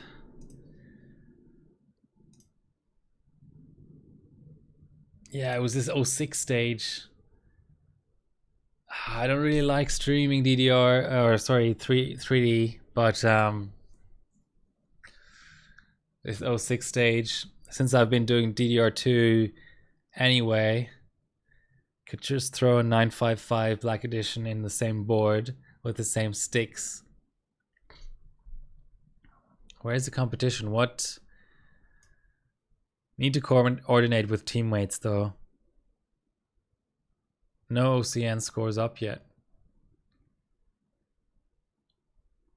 I think you're running 4870 X2 Shah, right? So I might have to run dual 4870s.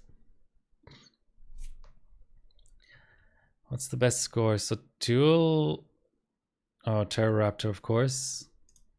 The one and only. Single stage. An X2 chip? Come on. Come on now.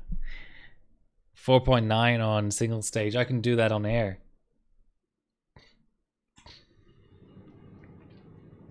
Okay. What I'm going to do is I'm just going to mute my mic for a little bit and I'm going to keep this run running. And I'm going to get a glass of water with some antihistamines and a kit of Sammy as it stops running.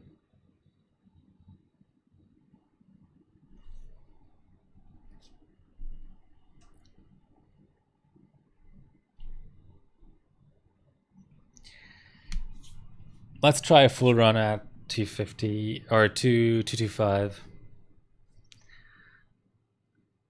I was being a bit greedy there.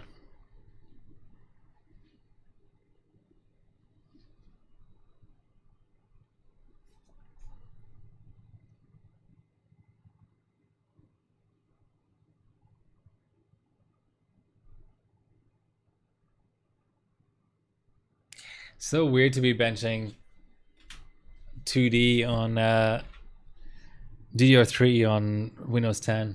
Such a weird combination.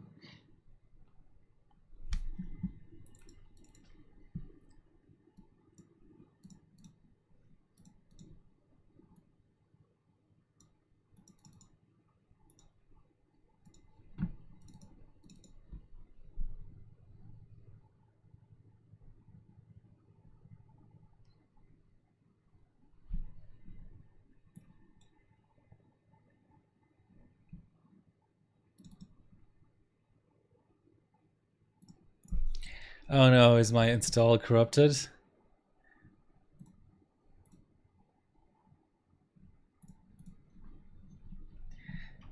I think it might be.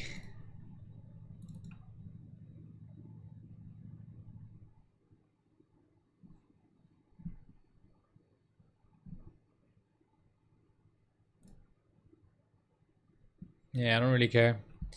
I'll reinstall.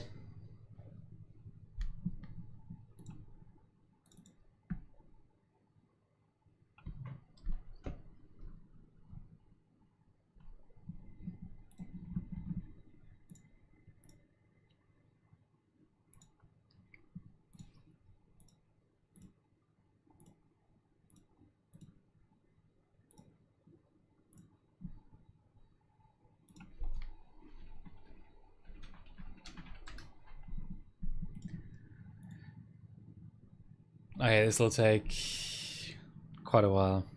I don't want to leave you with an install though. That's really boring. Cue someone saying the stream's boring either way, but okay.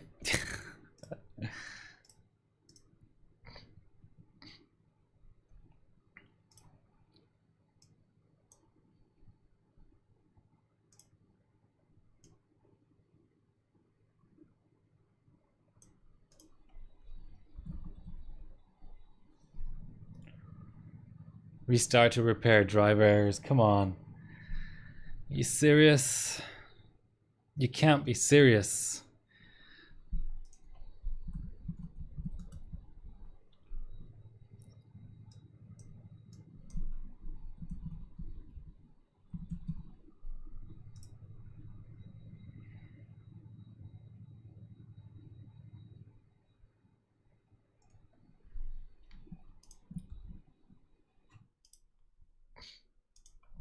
So Mick has been streaming quite a bit recently, so I put him in my little list of streamers. Sadly, I had to retire a few people. Bilko and Keep Hating and Overclocking TV. I think it's just... Yeah, here we go. 1750 is at 5.2 gigahertz. I just installed today. Don't expect the greatest efficiency. I literally installed this OS. It's completely stock Windows 10. And I've never run this benchmark before.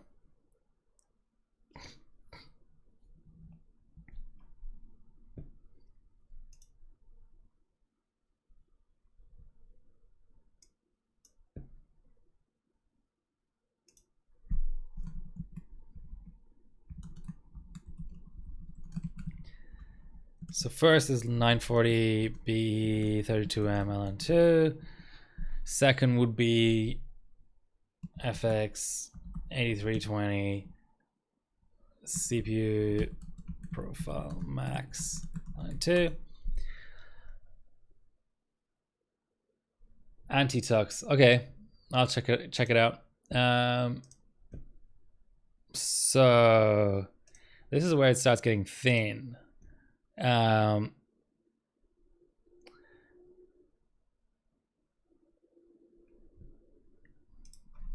Could mention in like improved dual core DDR2 DNAB X265, but that's low on the list because there's already two cold scores. That's the AMD CPU part. Intel CPU, I don't want to run mobile. I guess maybe IVE 6 core Cinebench 23 multi onto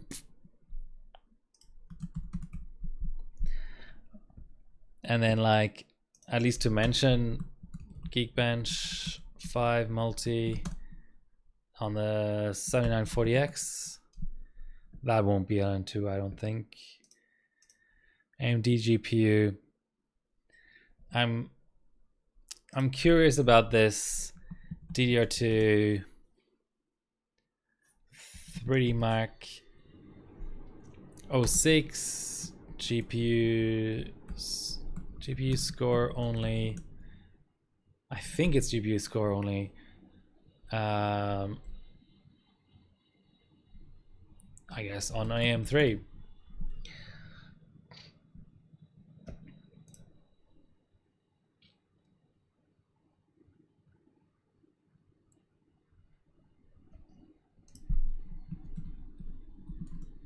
Is it YouTube?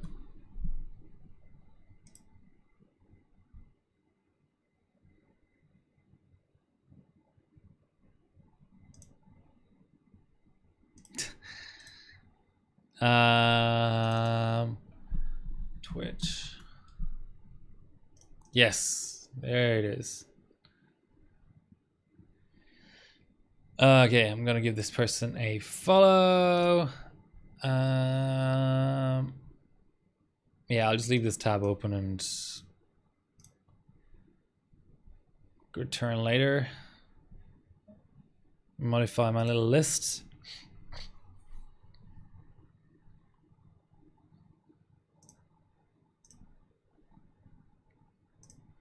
And then just to mention it, probably low on the list. GTX 200.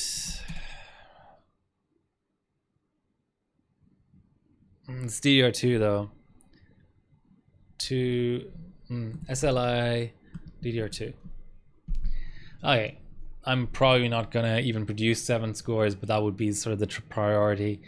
If I can at all get LN2, I have I think 3 chips now, 2 boards, bin my RAM, so that and that are just like no-brainers. And then much further down would be the rest. And I guess that means since I've already done streams related to this and this on ambient, I'm streaming this next week. Okay, so we should have restored or 3D Mark to its past glory. Let it initialize. Hopefully it still has my CD key and stuff in there.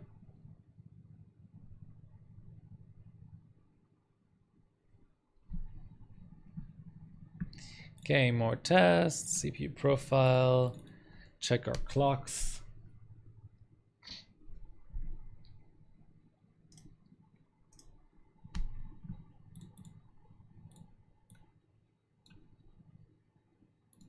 Okay, I'll be right back.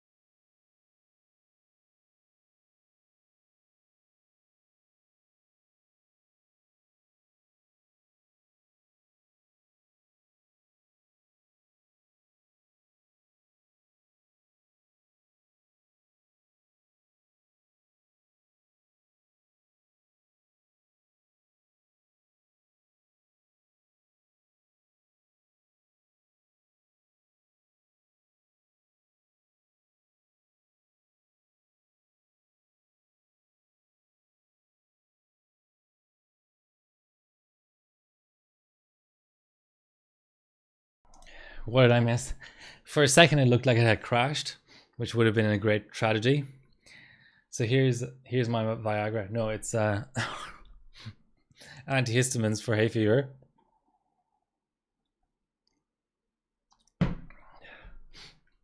I'm not that old yet, but I'm also going to inquire about LN2 next week, so it might jumble up things a little bit. Maybe by next Friday I'd be ready to just do LN2 32M on stream. Could maybe do some binning of chips. I said I would get my Sammy and I didn't. Well, that's unfortunate. It's just over there, so.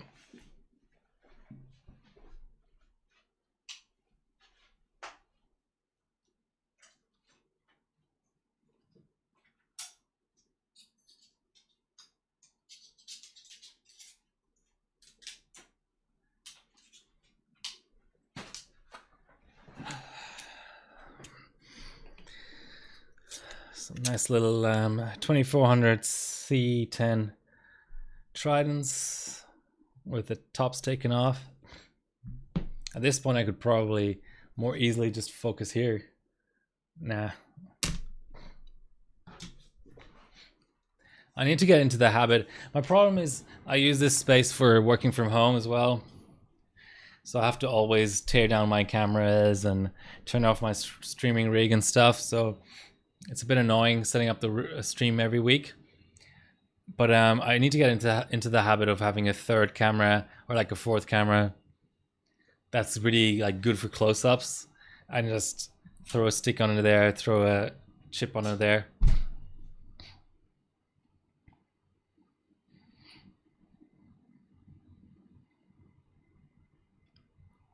It's not the most exciting bench in the world, is it?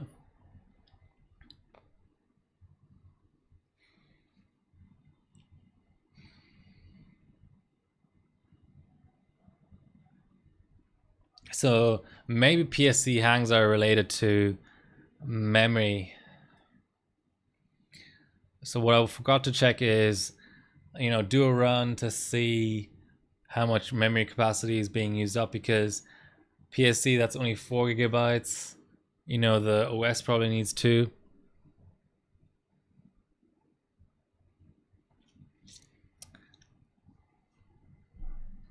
What 2D bench is good to watch? Quite a lot. Let me just say. So how visually appealing are Cinebenches, right? Amazing. CPU frequency on the top end when you're at 2.1 volts at 8 gigahertz. That's exciting to watch. Geekbench, that's just the bar going from left to right. That's not great. GPU Pi is kind of lame. X265, I mean, goes without saying.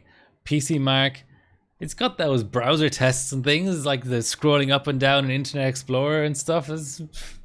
I mean, it's too fucking long, but it's per second of... I mean, if you were to watch a minute of a certain bench,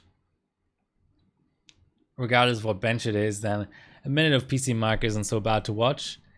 32M is fucking enthralling to watch, I think. The way the loops come out is just addictive. PC Mark 10. Love. Never ran PC Mark. Ginger. It's an experience. I think PC Mark 7 runs for 14 minutes or something. Or 17 minutes.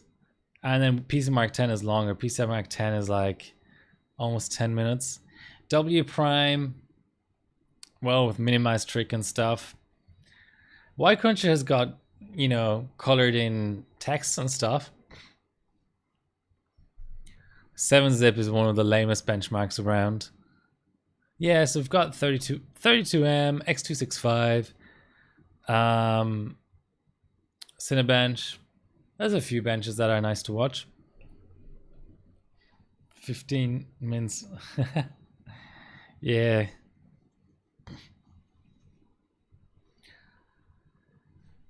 Right. So I'm gonna grab this kind of, if it completes as our like final PSC score, and then do a quick run to see how the memory utilization goes, because if the West takes 2 and the bench takes like close to 2, then maybe we're in trouble there. And the gold.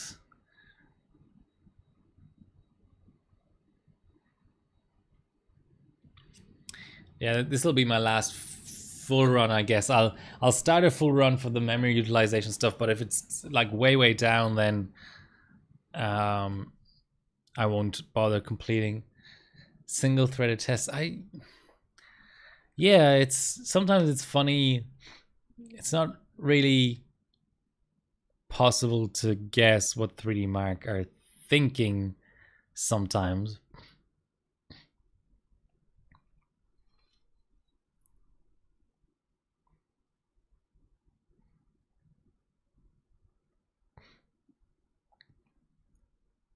Is it a hang?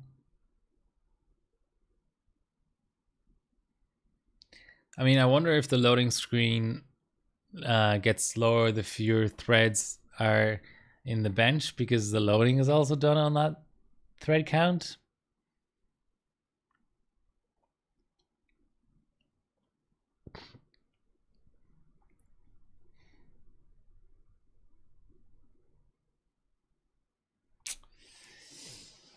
Oh dear.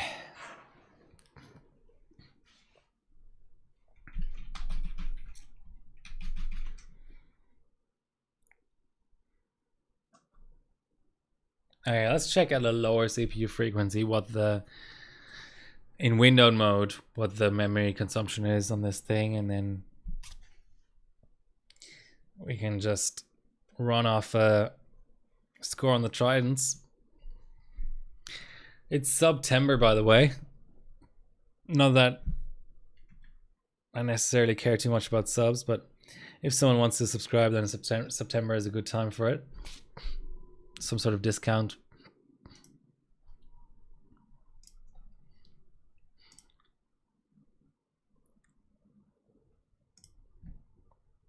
Hello, system.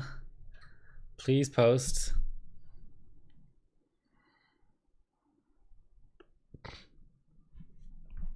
So whatever happened to this XTU 2.0? I'll buy you a beer. Okay, I'll come down to Adelaide in December and you can buy me a beer. So this is apparently the XTU 2.0. What the hell? Soon TM. It's been a while, hasn't it? When did XTU get banned? That's been like 2 or 3 years.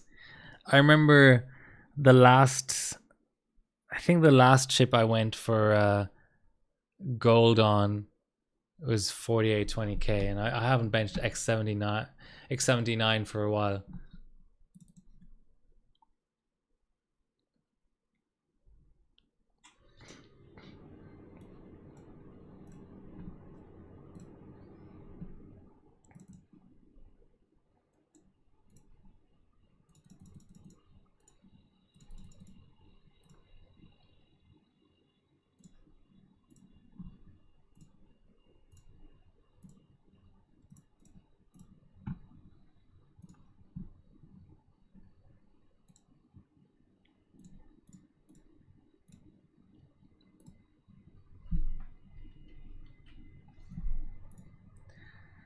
.8 memory utilized already. Interesting.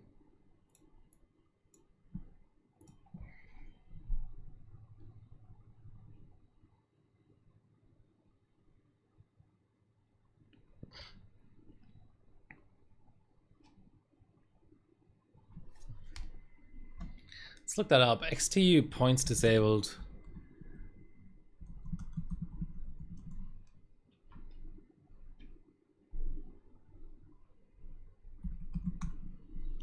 Two 2.7, 2.8, 3.0, 3.1, 3.3. Oof. It's a little bit close for comfort.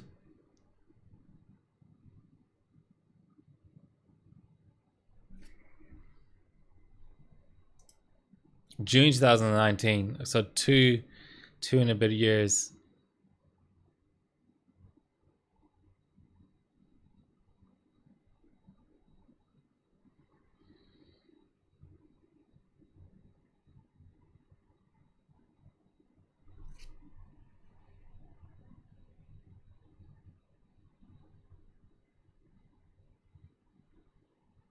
The salt in this thread.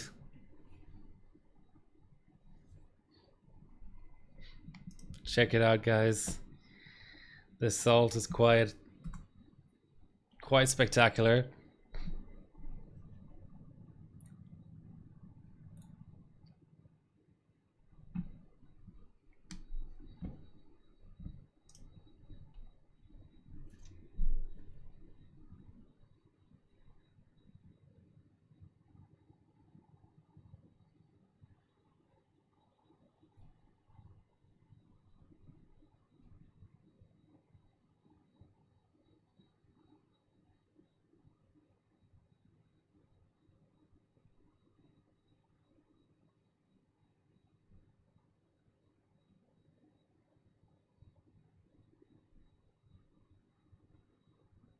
No.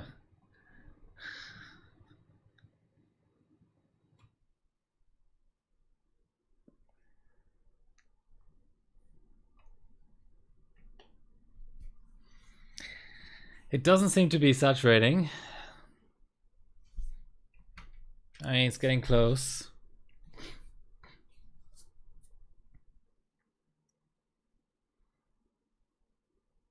I mean, every bench probably uses the same amount, so it's sort of silly waiting for this to finish.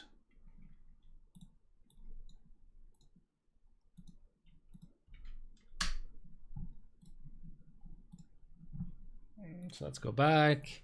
Let's go back to 5.2 and try 250 millivolts more.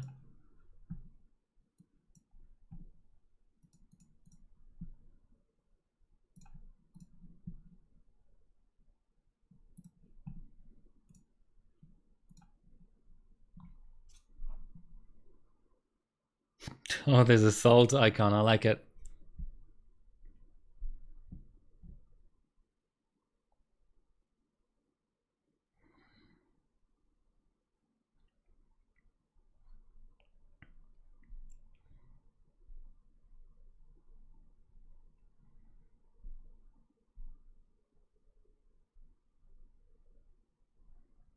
He's saying I'm going to lose thousands of points. I got benching the laptops in the local PC world.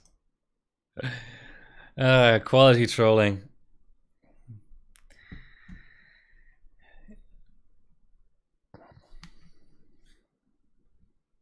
So how is everyone in chat doing benching wise? Are you participating in Team Cup? What do you think of the stages? I think the stages, there's a few kind of lame ones in there, but that always happens. There's a lot of stages.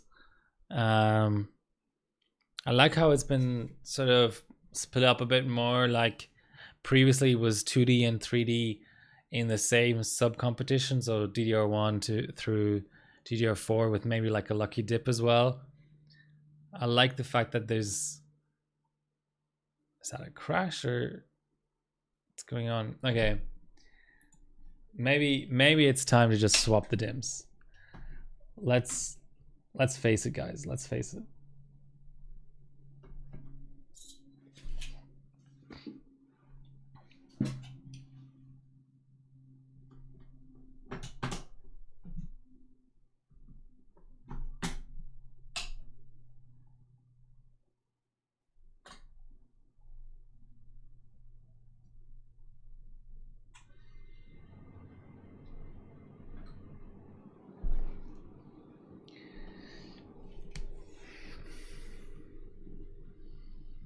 C590 master. LAN issues, okay.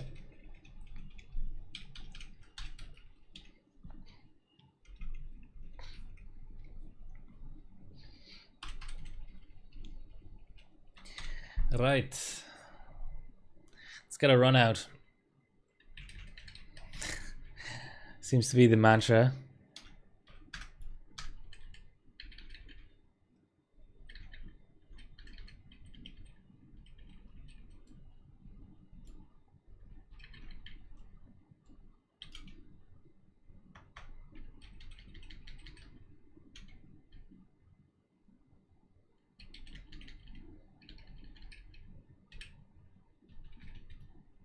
Wow, 2.9. Let's do 2 volts only. That should be enough.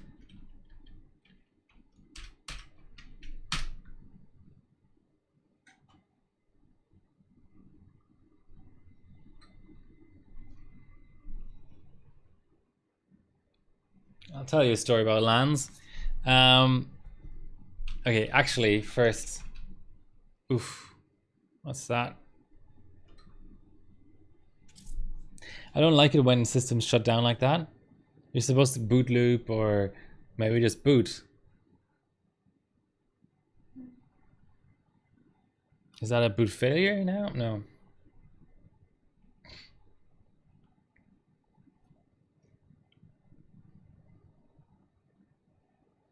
It's weird how these boards, the Crosshair 5, they like to do this weird double post type thing. Like they show this the boot splash twice.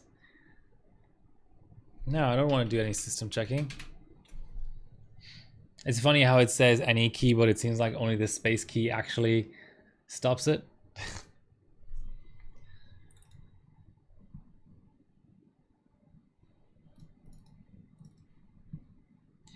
Let's get those Sammys going. Come on.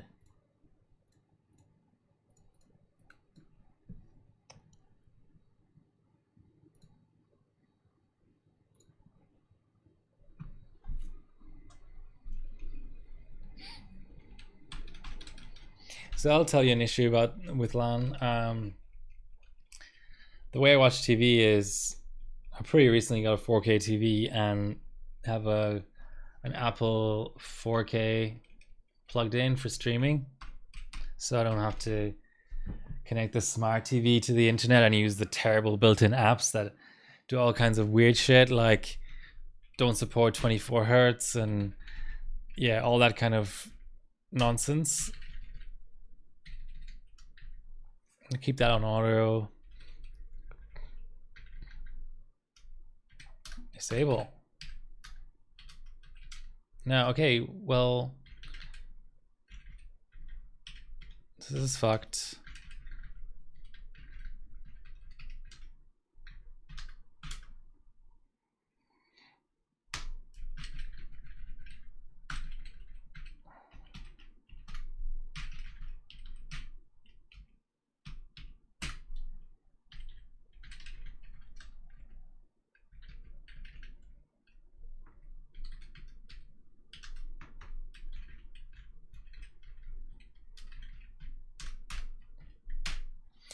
And yeah, anyway, the TV's maybe 2.5 meters away from the router, and there's almost no devices on that Wi-Fi, and it's like both devices, both the router and the Apple TV support, you know, wireless AC or whatever the latest standard is. Not Wi-Fi 5, the one before that. I think it's AC. And I'm just trying to stream 4K from a NAS, like locally within my home network. And the Plex application is telling me my network isn't fast enough. And I thought it was like more of a CPU issue. But today I finally laid a 7.5 meter LAN cable. And the difference is like night and day. And, you know, here we are, you know, Wi-Fi is like, what, a 25-year-old technology, and it's still crap. Pretty much.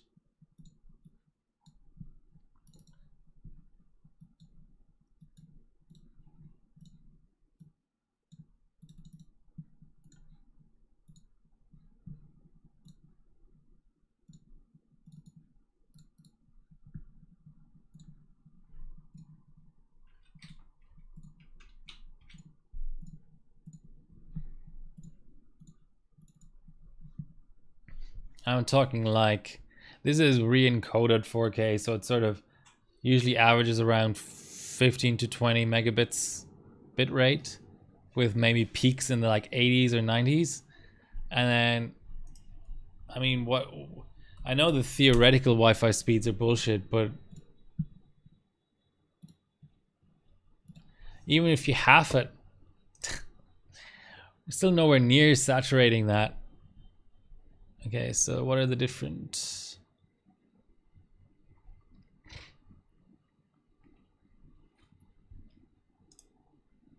I think these are unreleased, right? BE, BA. Doesn't ring a bell. Extremely high throughput. AC. I think this is what I might have. Yeah, wireless N. So AC is better than N, but N was better than like A, B, C or whatever, the ABG, the ancient ones. So aggregate capacity 400 megabits. 1 antenna.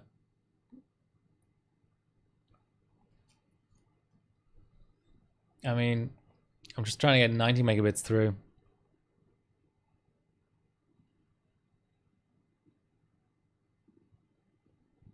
Intel LAN. Okay, I have a good feeling about this, as it probably crashes.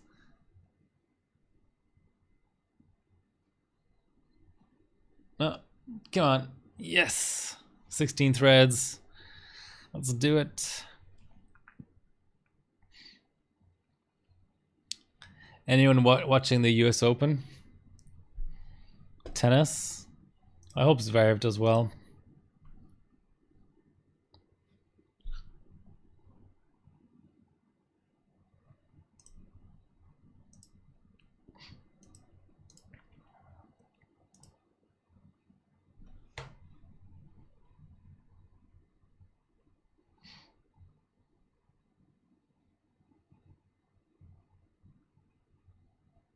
This will certainly be interesting to bench on LN2. I wonder how many people will... It'll be interesting just in general how many people will LN2 for this Team Cup. It seems to have sort of flown under the radar a little bit, which, you know, is understandable, given that it's by far the second most important team competition in the calendar, behind, of course, Country Cup.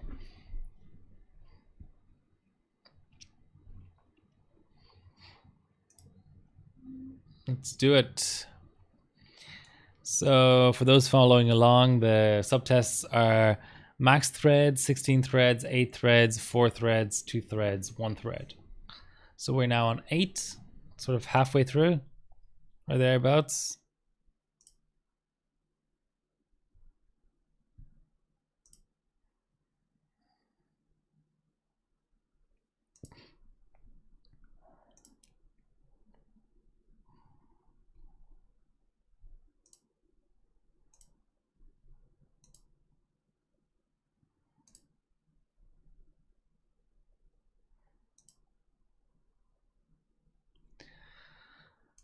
So that was 8, I'm guessing, and 4 is next. Yep.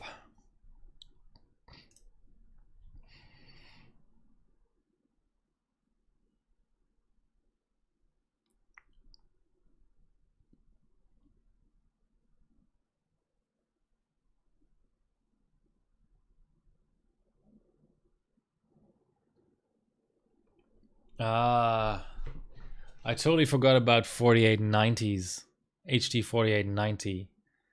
So I have, I think, how many of those do I have?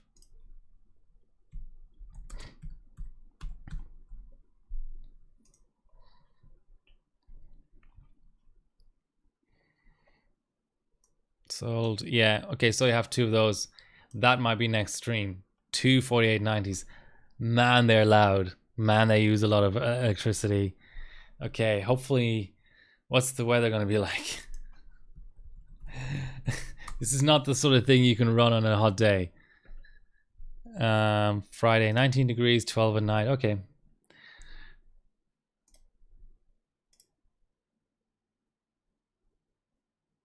A continent cup. I mean, that is wildly unfair because Australia would be the only country that has good overclockers that would be forced to just compete inside of its own continent with no other support. You know, Europe would be like French, German, Dutch, Belgian, British, Italian benches all in one team. North America, Canada and US, it's like a duo, you know. Not much going on in Mexico. Oceania would be like, there's like, you can count on one hand the number of overclockers of any description in New Zealand. So it'll just be Australia, you know, unless you're going to tell me there's some like hyper talented overclocker in Tahiti or Fiji or something, or Papua New Guinea. That's just wildly unfair. It's like you may as well have a Australia versus the rest of the world country cup.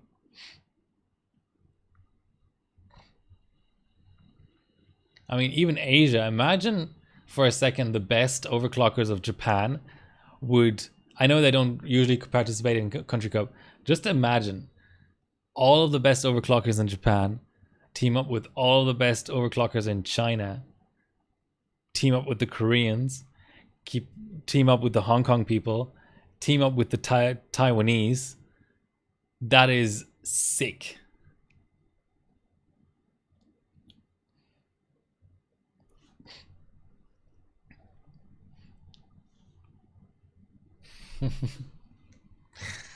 No comment.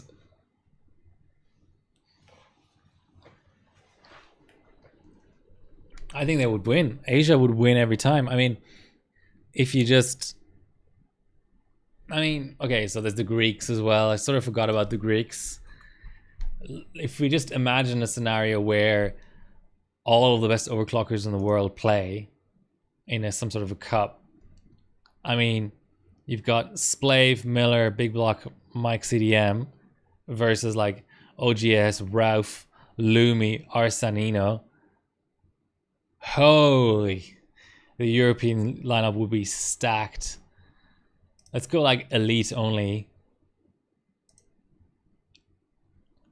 Splave and Miller versus Ralph, OGS, Lumi, Arsanino. There needs to be some sort of like, I mean, it's kind of crazy that Dan Cobb is ranked as high as he is without like basically without benching at all.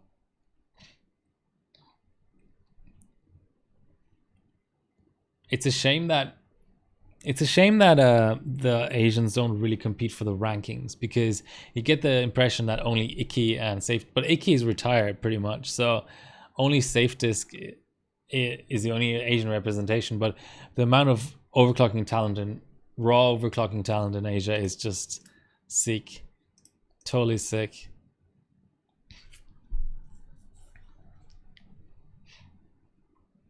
I don't know how Sophos is still ranked 36th in the world, he has not done anything in like 2 straight years. I think he still works for Gigabyte, but he just hasn't subbed anything. From a lot of French guys, put the RAM in XMP, it's overclocking. Oh dear, dear. So if we go globals, disregard the 01, getting globals from a 6300, like this is the last time Sophos was really benching, was 7000 series. And he's still 36th in the world. Who is the highest ranked? Whoops. Retired overclocker in the world.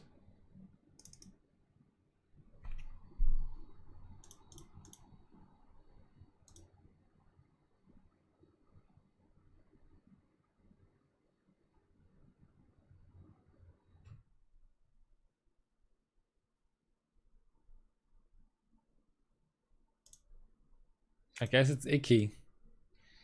Dan Cobb and Alex Rowe are sort of they're not really retired, but they're not really benching either. XA, yeah. So Igpu and XA, that makes sense. They have a lot of hardware points for sure. We're almost there. 1.2 seconds per frame.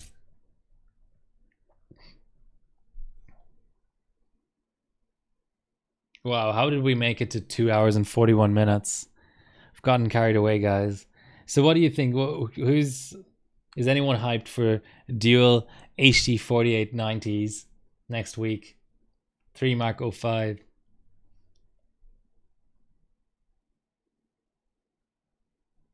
Come on. It's starting to fade out. It's like I could say something really offensive here. Like it's like the epileptic fit of overclocking. It just keeps just getting stuck, and yeah. Anyway, send it. Send what? Send you the cards so you can overclock them.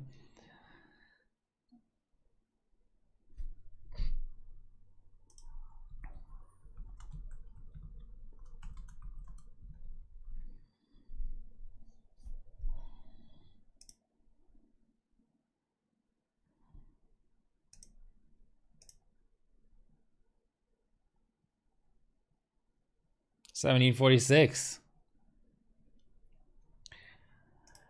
Yeah.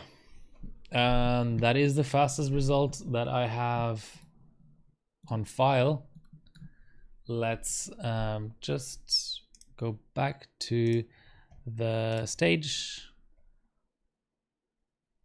which I have too many tabs open. Oh. I mean, it's beaten Yos.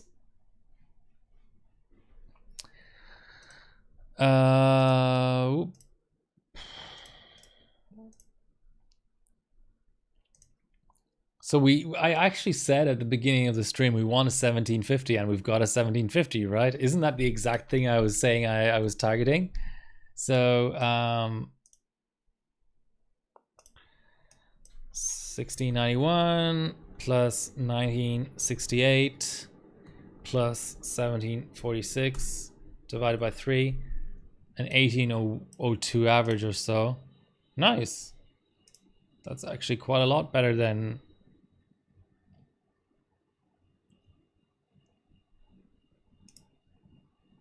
so that will give us 2 more points. Well, we're already first, so that's not really it's not really all that exciting. Okay, let's save this run.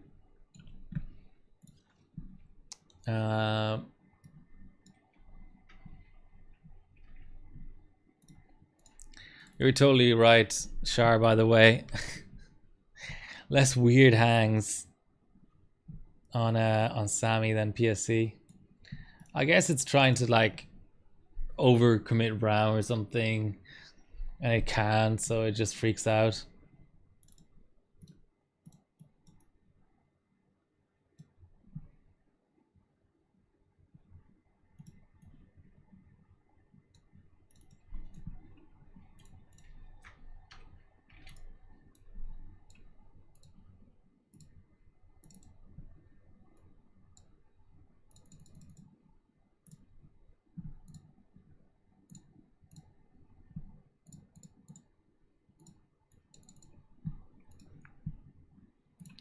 And just for shits and giggles, I'm going to launch a 5.3G run.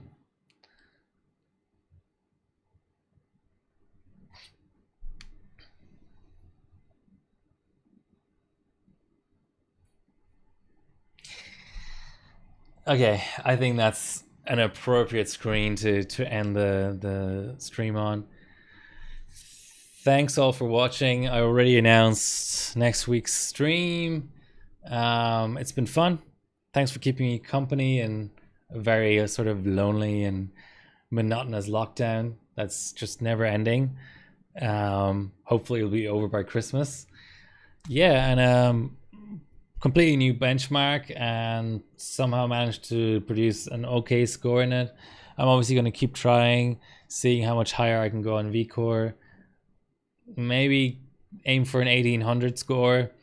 But yeah, thanks for watching and talk to you next week.